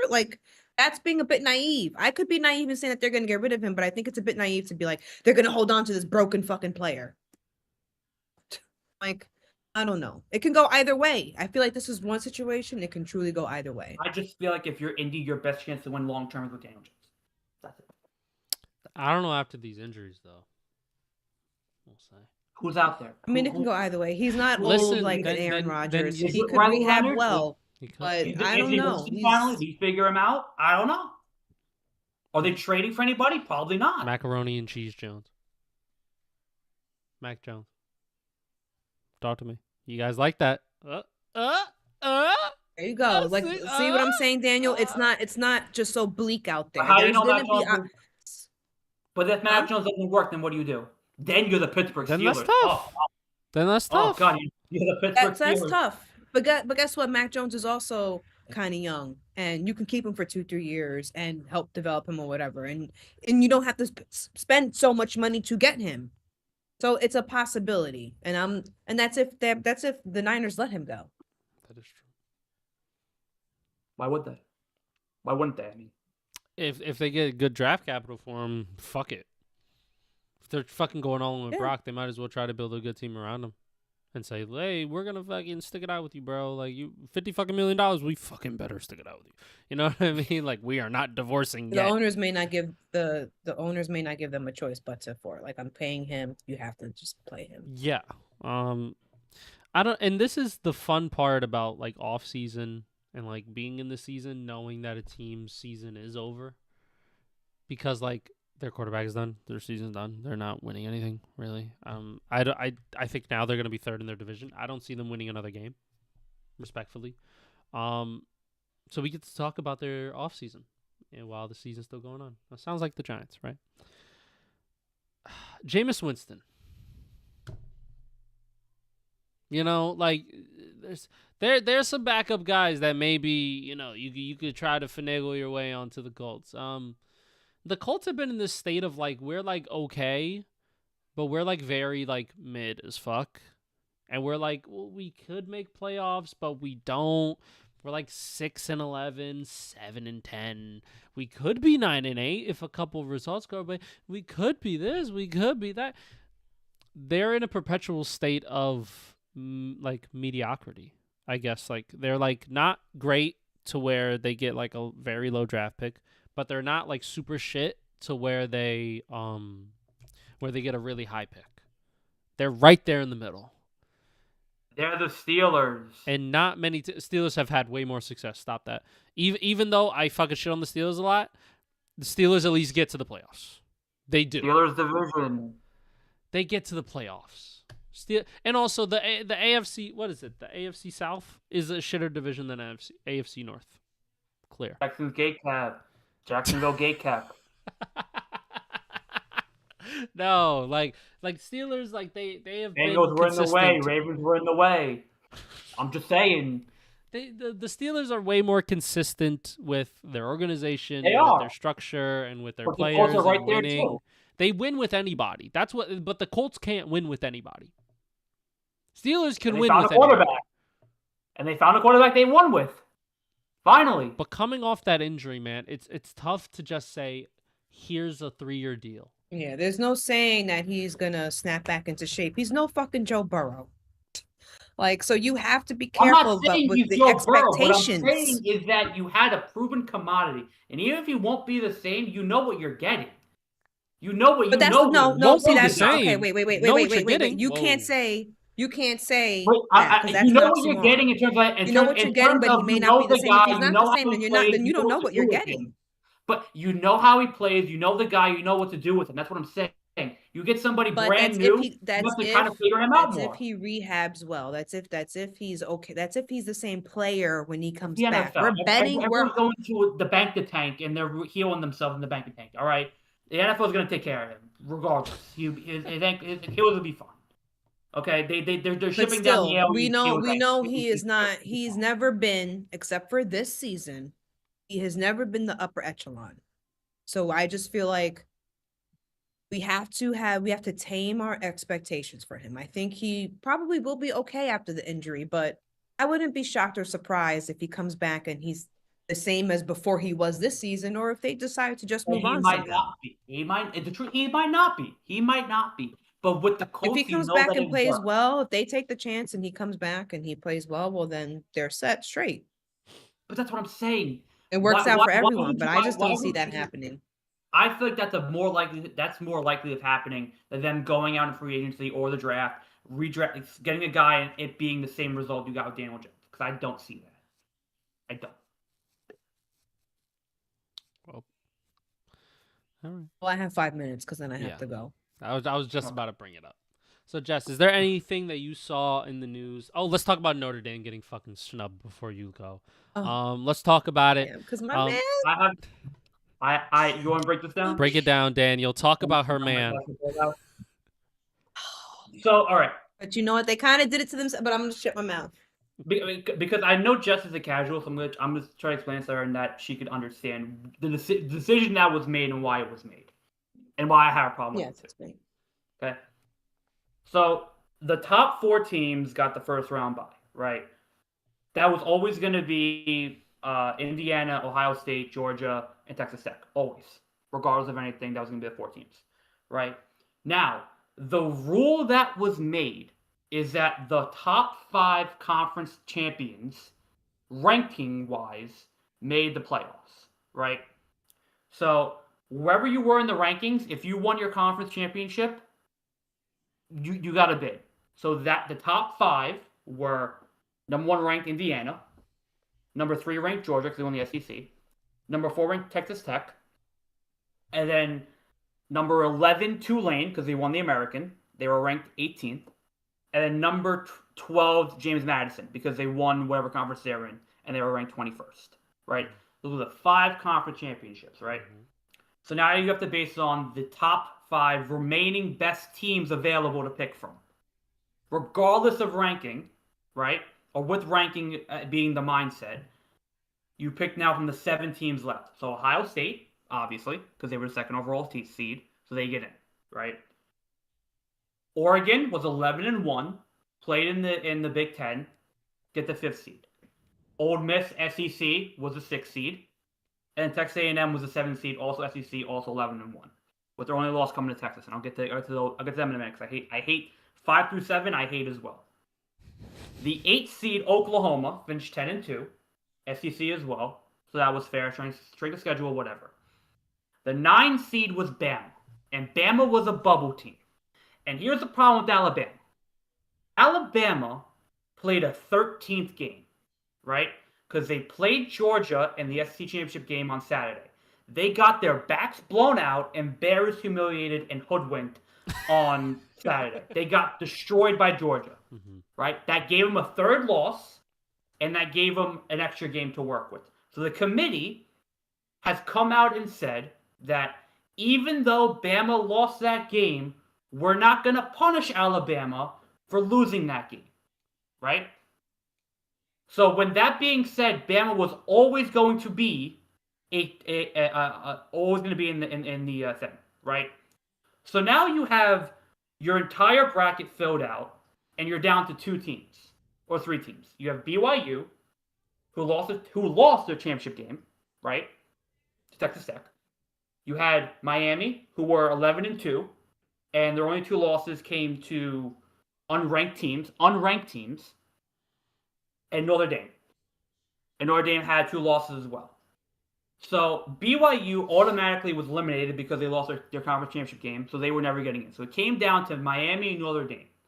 So throughout the entire year, the whole year, Notre Dame was ranked higher than Miami. They were always sitting around 10, 9, 11, and Miami was always 13, 15, 16. Right? So the whole year, Notre Dame was above Miami. Right?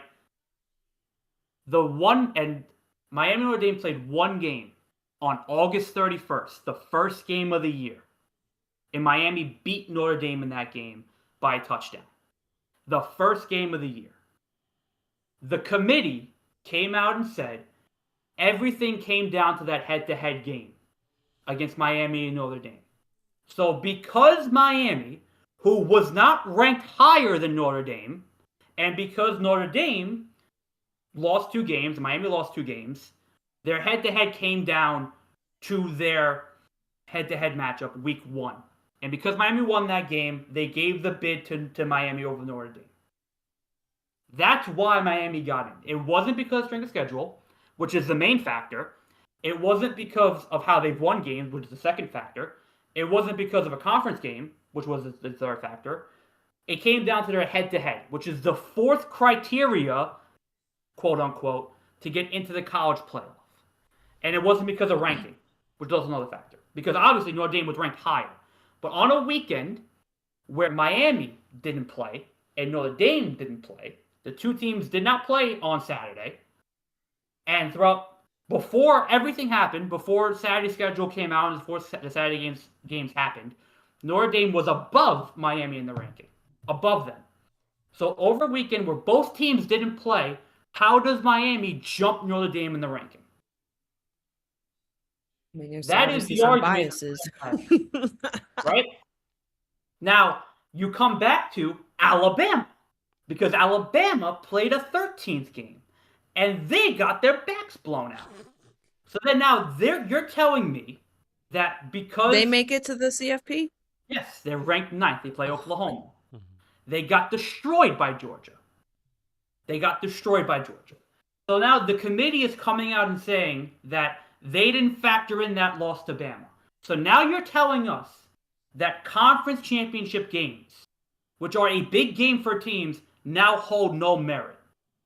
You're saying that because they lost that game, you're still in the CFP.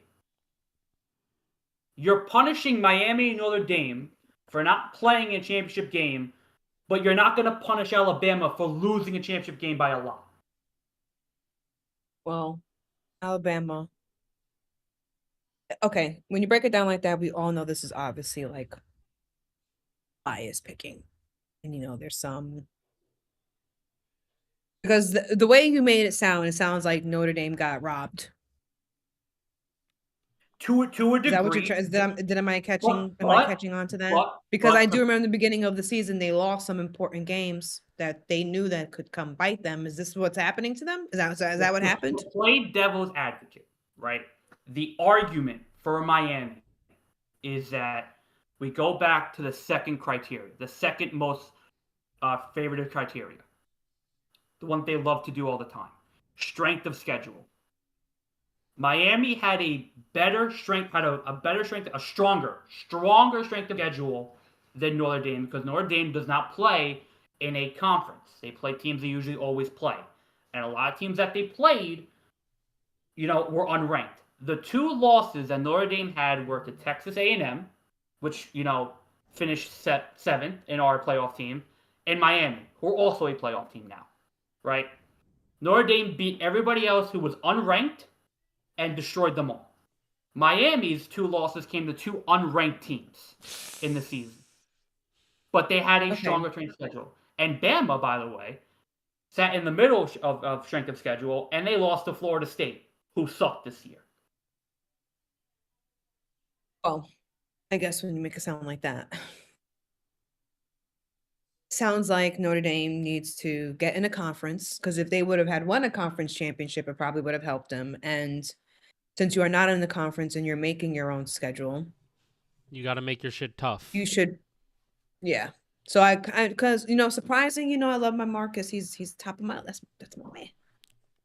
I feel like maybe they weren't wrong, because now that you've told me that side, it's like no, even if Miami was lower ranked, they beat people who were ranked.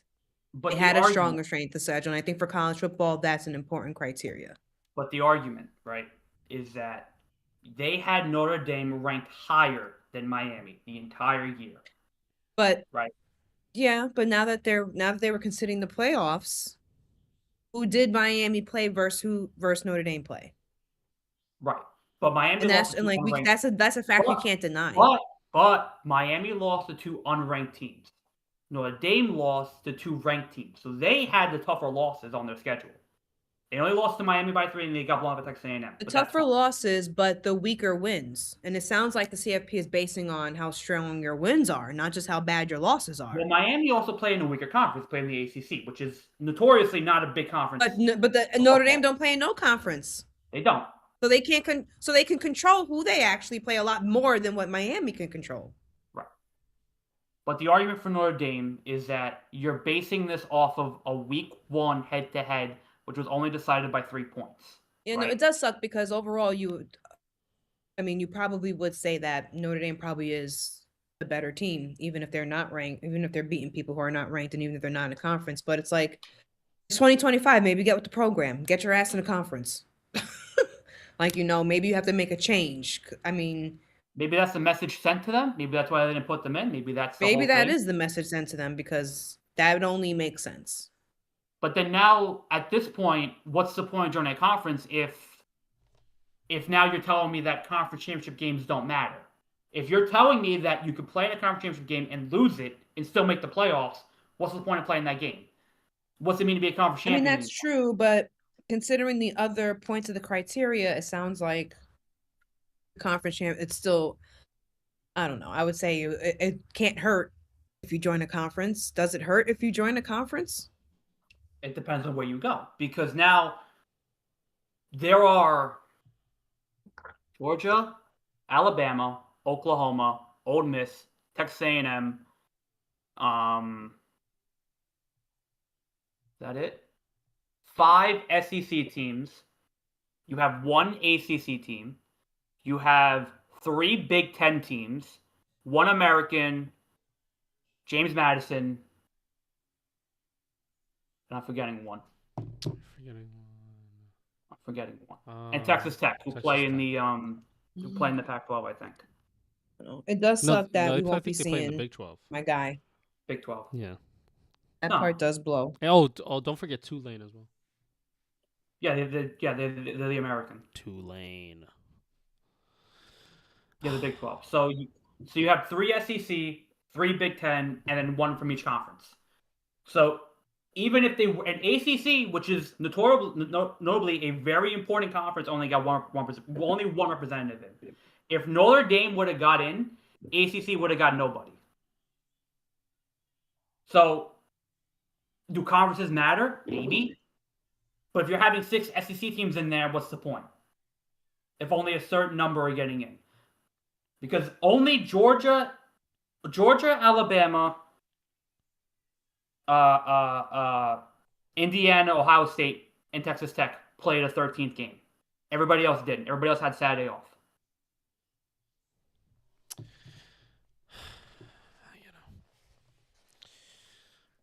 But this is the playoffs, and we're going to enjoy it because there are some good matchups here. There's a lot of fun going on.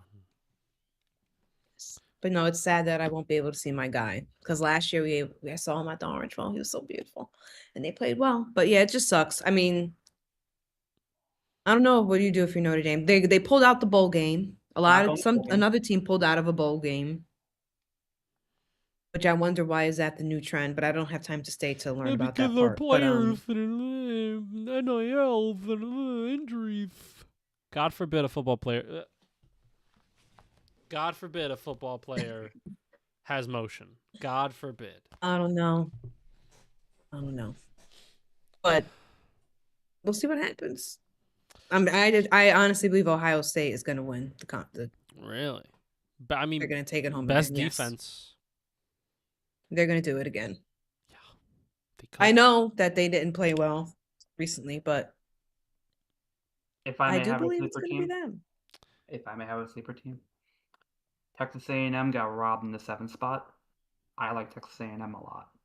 They should be the 5th team because they got robbed because of SEC rules and bullshit. But I like Texas A&M, and I really like Georgia.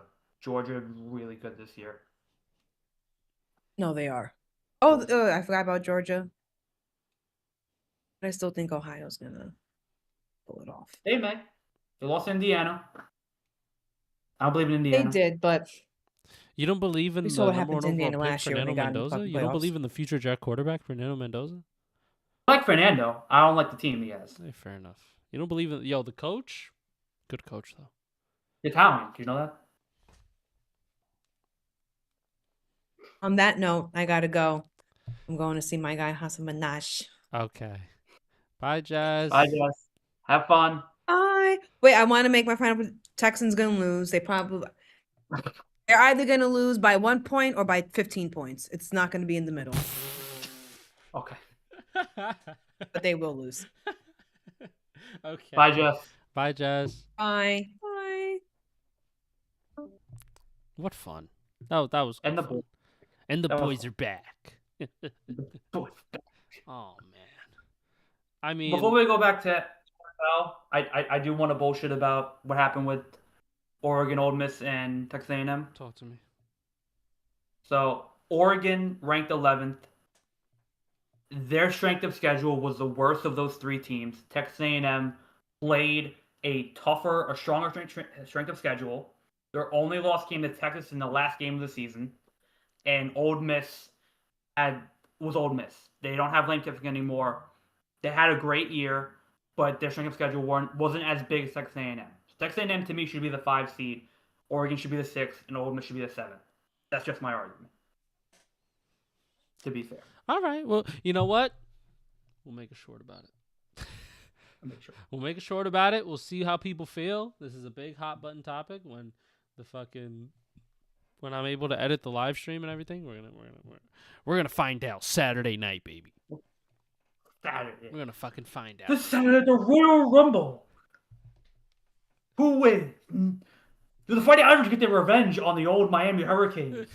Or the Miami Hurricanes prove that everyone was right about them all along? Find out this Sunday It's kind at of the like Royal Rumble. there is like a lot of subjectivity once you get out of like conference champions. Mhm. So And that's the problem. somebody's gonna be unhappy. Yes. It's just a matter of which fan base do they want to upset this time. Like it's just And like it's not even Notre Dame because BYU have an argument because their 2 losses came to Texas Tech, the conference champion. they're number 3. Right. Aren't they? Number Texas 3? has an argument because they lost to 3 ranked teams SEC bias. and they beat everybody else. Right? Who else had an argument? Somebody else had an argument. Oh, Vanderbilt had an argument because they're one what the fuck bad happened loss. to Vanderbilt? Yeah, they had a bad loss to Bama, and that kind of screwed everything up. Oh fuck. But they beat Tennessee. They were in a dogfight against Oklahoma, but Vanderbilt lost because of the loss to Alabama. That's what they're going to base it on. Hold on. So we're basing it off the head-to-heads against. Before you continue, Sean has 245 points in fantasy. Tough, buddy. Sorry to hear that. 200. Michael Wilson has 51 points and 2 tutties. Puka Nakua has 52. Yeah, you know, I have the red zone on. It's so funny whenever they go to the Cardinal game because Jacoby Brissett is just running for his life the entire time. He's running for his life. Dude, like nobody's beating Sean. I promise you, he's gonna win the whole thing. Oh God. But yeah. Keep going.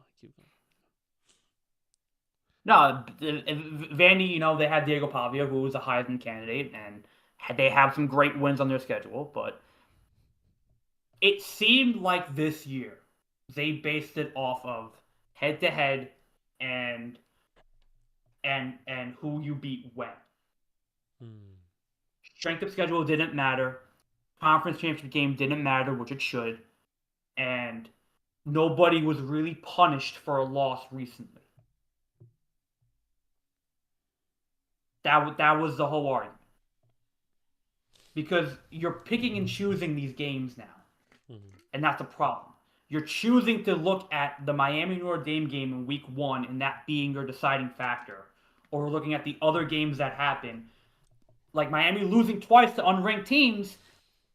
That's not great, and that should be held against them, but it wasn't. You know? Bama losing 3 times, 1 to Florida State and getting dipped by Georgia, didn't matter. Mm-hmm.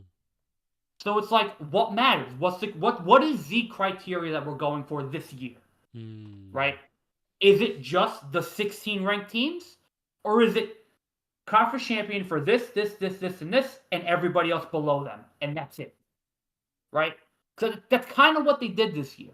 Was that, okay, it was Indiana, SEC champion Georgia,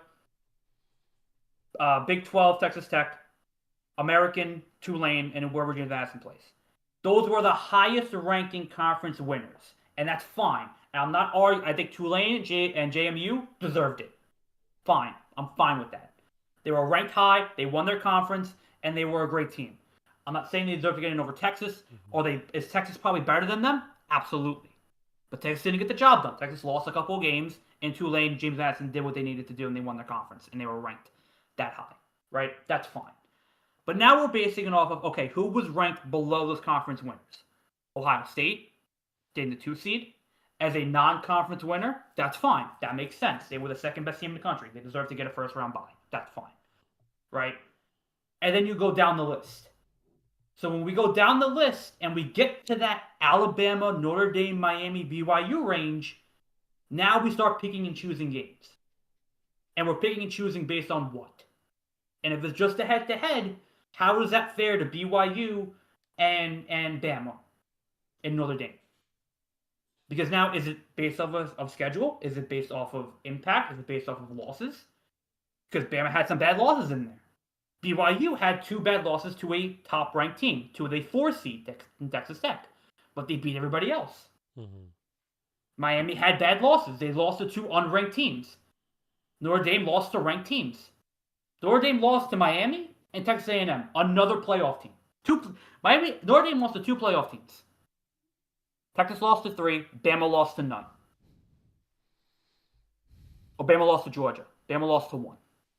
So how are you telling me that Notre Dame didn't get to go in, but Bama, who all of a sudden has 3 losses, 2 of them coming to pretty badly, and almost losing to Mississippi State, by the way, don't forget about that game, almost blowing that game. They came back and won it, that's fair to them, but then almost losing to Mississippi State. Now all of a sudden that game doesn't matter anymore. We don't look at that game anymore. There's a lot of bias here. Sounds like it. I don't know what it is. I don't know. You don't fix this right away. There's always going to be a team. If we go to 16, which is the rumor that may happen soon, you're just going to screw out 17, 18, and 19. Mm-hmm. And I feel like it's not where you're ranked anymore. It's who have you played and what do I value now? Right. It's right. Fuck a ranking. I feel like if you beat some pretty good teams and you're number 15, you got a fucking really good shot. Yeah. Just is what it is. And even if you lose in your conference championship game, you still get it. See, that I don't believe in. That's my argument. Because that to me, you're disvaluing the conference championship game. You're disvaluing that loss. Mm-hmm. Because I get it. You lost. Last year, we punished SMU for losing their conference championship game to Clemson. We punished them. That was fair. You lost to Clemson. You deserve to go down in your ranking by a lot. SMU was almost the 3rd-ranked team in the country last year, and they lost to Clemson. They got 7, and they got bounced in the first round. Losing that game should hold some merit. It shouldn't just be a throwaway game all of a sudden. Virginia lost to Duke. Virginia now does not get into the playoffs. If Virginia would have beaten Duke, Virginia's in. That was the stakes. But because Duke beat Virginia in the AC title game, Virginia doesn't get in. That's the rule, right? So because Bama lost and them not getting punished because of it, it devalues that game. If Bama would have lost by a field goal or a touchdown, I wouldn't be this upset. But they got destroyed. Mm-hmm. And that should play a factor, because usually it always does. How you lose games and how you win them should play a factor. Yeah. And for whatever reason, this time it didn't. Ohio State got punished for losing their conference game. They lost the 1st seed. Whatever, that's fine. Right? BYU got punished for losing the conference championship game because they don't make the playoffs. Whatever, that's fine. Right? You're telling me that Bama losing the SEC title game now doesn't matter? That game didn't matter? No. All of a sudden? Didn't matter. It's not that important. To who? You know what I mean? And to me, if that's going to be the case, no more conferences. That's it. Because if these games aren't going to matter anymore, get rid of them. That's at this point, that's what we're all. Fuck it. Make everybody's a Notre Dame. Yeah, at this point, make everybody know. Either have Notre Dame join a conference, or have everybody do Notre Dame. Have the CFP make the schedules. That's basically what they're doing. That's why everybody's in the SEC. Why everybody's in the Big Ten. It's good. It's great. I love having a fun matchup every week. That's fantastic. It makes total sense. But if we're going to get to that point where these games aren't going to matter because of who you play and how you play them, what's the point? Just get rid of conferences. Well, we're going for a little bit. Are you down to stream when the game starts for the Chiefs Texans in like an hour? Maybe. We'll see. All right, just let me know. I'll be on. Yeah. So if you want to join, just let me know. Oh, I did want to say Jackson Dart real quick before we go. Yes, talk about Jackson. Jackson Did you Dart. watch my video? Did you watch my Jackson I Dart? did watch your video. Hey, You had, by the way, great video. If that's the video, go watch it. I love that video. Fantastic. great video. Fantastic. Video. Some may say it's Amazing. pretty good. God forbid a white man has emotion sometimes. God forbid. God forbid.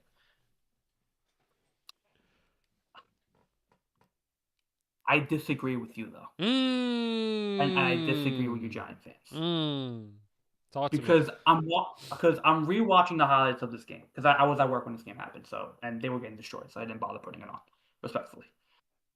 So I'm rewatching the highlights of this game, and I'm watching Jackson Dart, and I'm watching these plays, and I'm like, he's not putting himself in danger. I feel like every time he ran the ball, he knew what he was doing with it. And I feel like when the big discussion play is that head out of bounds where he went diving head first. I've seen people talk about that.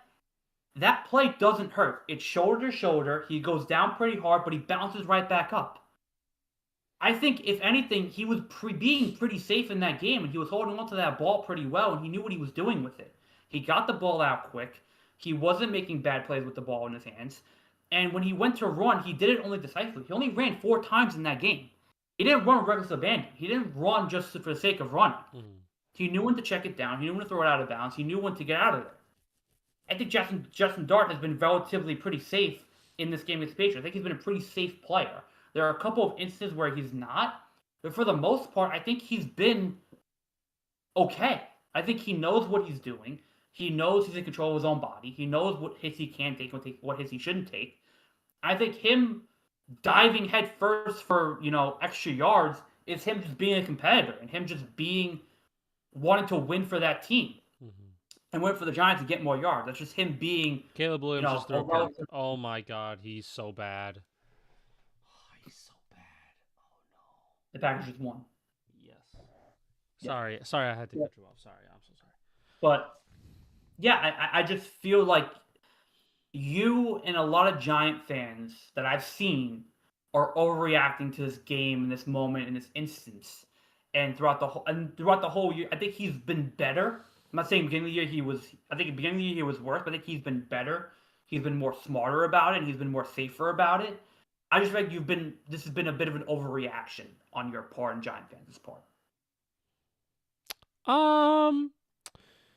I think there's some validity in the sense that if we're just talking about like this one game or like one other moment, then yes, I would see that. He's been doing shit like this since he's started. I'm not disagreeing with that, but I think he's been better about it. Is he though? Like the management first we got the first glimpse of this whole thing with the John Gruden interview. And he's had concussions in college. And that play style, it's fucking tough. You get hit sometimes. My whole argument is like, you are going to get hit. It's football. You are going to fucking have to maybe fight for a yard if it's very pivotal 3rd down, right? You're going to have to do that, right? And it happens. My thing is when it's on like 1st down and we're trying to shoulder check a linebacker, what the fuck is wrong with you? What's wrong with you? Like, because you're not just a quarterback anymore. You are the quarterback. You aren't some fucking rookie. You are the rookie. There's a lot of... Go ahead. I feel like in that play in particular, he was relatively safe about it. And that he knew what he was doing with it. And he knew that if he went over his shoulder, regardless of who it was, he wasn't going to get injured because of that play. That's what I mean when I hold say on. he's not going in, head first and diving into the guy. For context, the play, I think I know which one you're talking about. I don't think is that the Patriots game, because the hit that I Yeah. referred to was the one where he's about to go out of bounds, steps in bounds, and then he gets fucking leveled, shoulder check. Yeah. Gets fucking Yeah. shoulder check, right? Yeah. That hit's a legal hit. I'm okay with that hit. It would be Mhm. nice if he got the fuck out of bounds sooner. It would be nice. Mhm.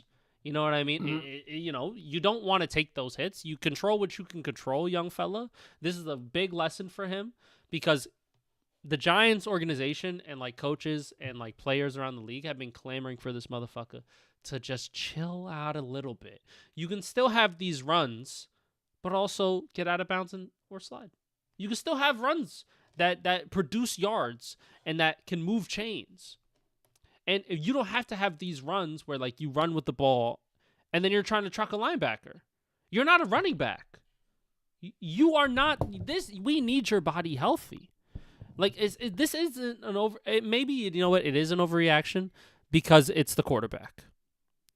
So I think the quarterback is what making me overreact in this way, and because I see the talent, because I see what he can be in the future, and I'm thinking about the future with the Giants and how amazing it could be. I'm trying to keep this motherfucker healthy as much as I can, because kind of Daniel Jones was a similar way. He was a tough motherfucker, took some hits, had some long runs in the NFL as well. He got hit. He was able to take hits, withstand some punishment. At a certain point, that kind of bites you in the ass. Like, you can only take so much punishment as a human being, right? You're not a running back. You're a quarterback at the end of the day. You have to understand what hits you can take and what hits you shouldn't take. That hit on the sideline, no fucking in 100 plays again, there's no way he takes that fucking hit, but all it takes is one time for you to. And if he got hit out of bounds, that's an illegal hit, dirty hit. Nobody would talk about him being fucking reckless. They would talk about that other player being reckless, real reckless. But the fucking also the video with the WFAN, this guy, what's his name again? Something big C, something C, whatever his name was. Yeah, that guy. Like, he was like, it's a dirty hit, it's a BS hit, and that player knows it. It's like, is it really BS when it's illegal? It's legal. You know what I mean? It's a legal hit. Nothing can be BS if it is legal in the NFL. It can't be. I agree with you on that. And it's like, I find that more of an overreaction than to what I said. Right. At least. But I think my point is that I think it's just who he is naturally, and I think it's what you're going to expect from him. Is there plays where he could be smarter? Yes, but I think if you look at his whenever he started week 4 to now, week 5 or 6, whatever it was, it's a lot better than where it was before. I think he's learned that there's certain instances where, okay, I should get out of bounds here, or I know I could do a shoulder, be okay, and get an extra yard because that's who I am as a player. Now, obviously, he should learn I shouldn't do that. I'm going to step out of bounds. But I think in that situation, just who he is as a competitor and as a player, he wants to get that extra yard for the team, right? And that's cool and all. But I agree with you at some point he needs to just step out of bounds. But I think you're starting to see him be a bit more safer in games and be more decisive when he needs to go, when he needs to do with the ball. Yeah. And like we see like quarterbacks do this from time to time. Like Patrick Mahomes, like sometimes on a run, as he's stepping out of bounds, he will just fucking shoulder check a fucking defensive back. Yeah. Just fucking boom, light his ass up. Yeah. But that's Josh Allen will do it. Josh Allen does it. That's rare. Most of the time, they're fucking sliding. They're fuck running forward. I'm running fucking all the way right to go out of bounds. Fuck running forward. Yeah. I'm not trying to deal with none of these motherfuckers. They'll light my ass up. Yeah. That's the progression that Jackson Dart needs to take. And like he's already been in concussion protocol. He's been in concussion protocol before in his career. He's taken some nasty hits at Ole Miss too. like, it's time to grow up, bro. It's just time. Like, you have to grow up quickly in this game. Mm. The next game, and also management is on his ass. So this can't be that big of an overreaction if management is fucking hounding him. Please stay safe. Please. They're literally pleading with him, and he's not going to do. He's like, no, it's football. You know, this isn't soccer. And it's not soccer. You are correct, but control what you can control. Control it. Like, you can control if you fucking have to get shoulder check. You can control that. Maybe you just step out of bounds. Get out of bounds sooner. Slide. I'm sure Jackson Dart played baseball. You know what I mean? Like, slide. I'm sure you could do it. You can learn it. Slide. And you would be just as effective. I promise you. And I think with the proper coach who is more of like a not a totalitarian, but like somebody who'd be more firmer with him. Mm-hmm. Hey, bro, we got to slide there. Hey, kid, we got to slide there. You know what I'm saying? Like, come on. Mm-hmm. You know, it's you and me. It's just you and me. You got to slide there. If you don't fucking slide, I'll take you out the game. Fucking slide, please. I'm the first play I'm calling is a read option. You better slide. when the Giants do their interview process, that should be the first question. So when Jack Dart, is rolling outside the pocket and he's going up the middle, what do you want him to do here? Not slide? All right. Get the fuck out. All right, get out. Oh my God. That should be the first question they ask. So should Jackson Dart are you going to teach Jackson how to slide or not? Do we have an idea of how we're going to teach him how to, get down on the ground? Whoa. Why would? Have you ever coached baseball before? Doesn't matter what level. Have you ever coached baseball? Have you ever had a motherfucker ask you how to slide? Have you ever had that? No? Get the fuck up. I don't know. Mike McCarthy, Dak Prescott, Aaron Rodgers. Aaron Rodgers kind of knew how to slide a little bit. Aaron Rodgers, he can slide a little bit. Dak, not so much. And Dak wasn't a slider. And Jackson Dart's example was I'm going to get hit whether I'm outside the pocket or inside the pocket. Inside the pocket, you expect. Yeah. Outside the pocket? You control that, buddy. You have some level of responsibility here, too. It's not just, well, it's football, so I'm going to just try to get concussions. Like, you're actively trying to get these concussions. Like, you're actively putting yourself in harm's way to get hurt. Right. It's not like, oh, I'm sliding and then I get hit. Oh, I'm pushed out of bounds when I'm already there. Right? That's fucked up, and that's illegal. You, my brother, are initiating this contact. I have to say something. You, my quarterback. You're the Jackson Dart. You were the only reason why I'm watching Giants games this year. The only reason. We are 2-11. We are dog shit. You're the only life on this Giants team besides a couple guys on our D-line. That's it. Slide. For the love of God, slide. The fact that I have to bring a higher power into this shows you how fucking dead ass I am. Slide. For the love of God. And God forbid.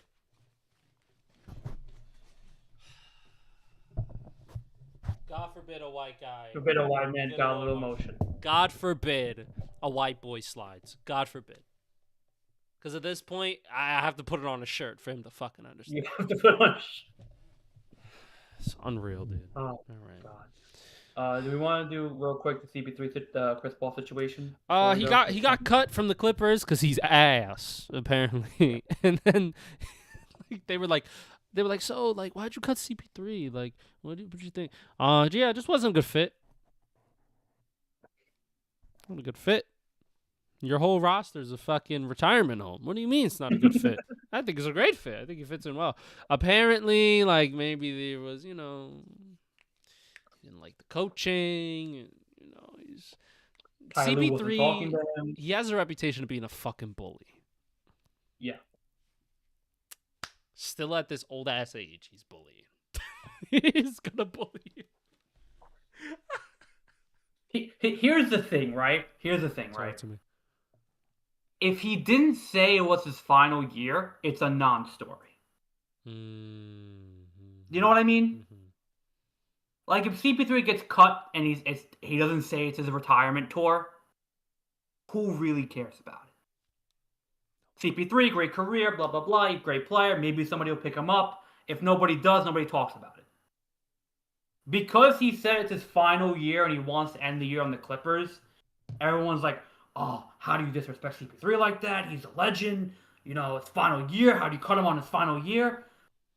If it wasn't his, he was still ass on his final year. He wasn't playing.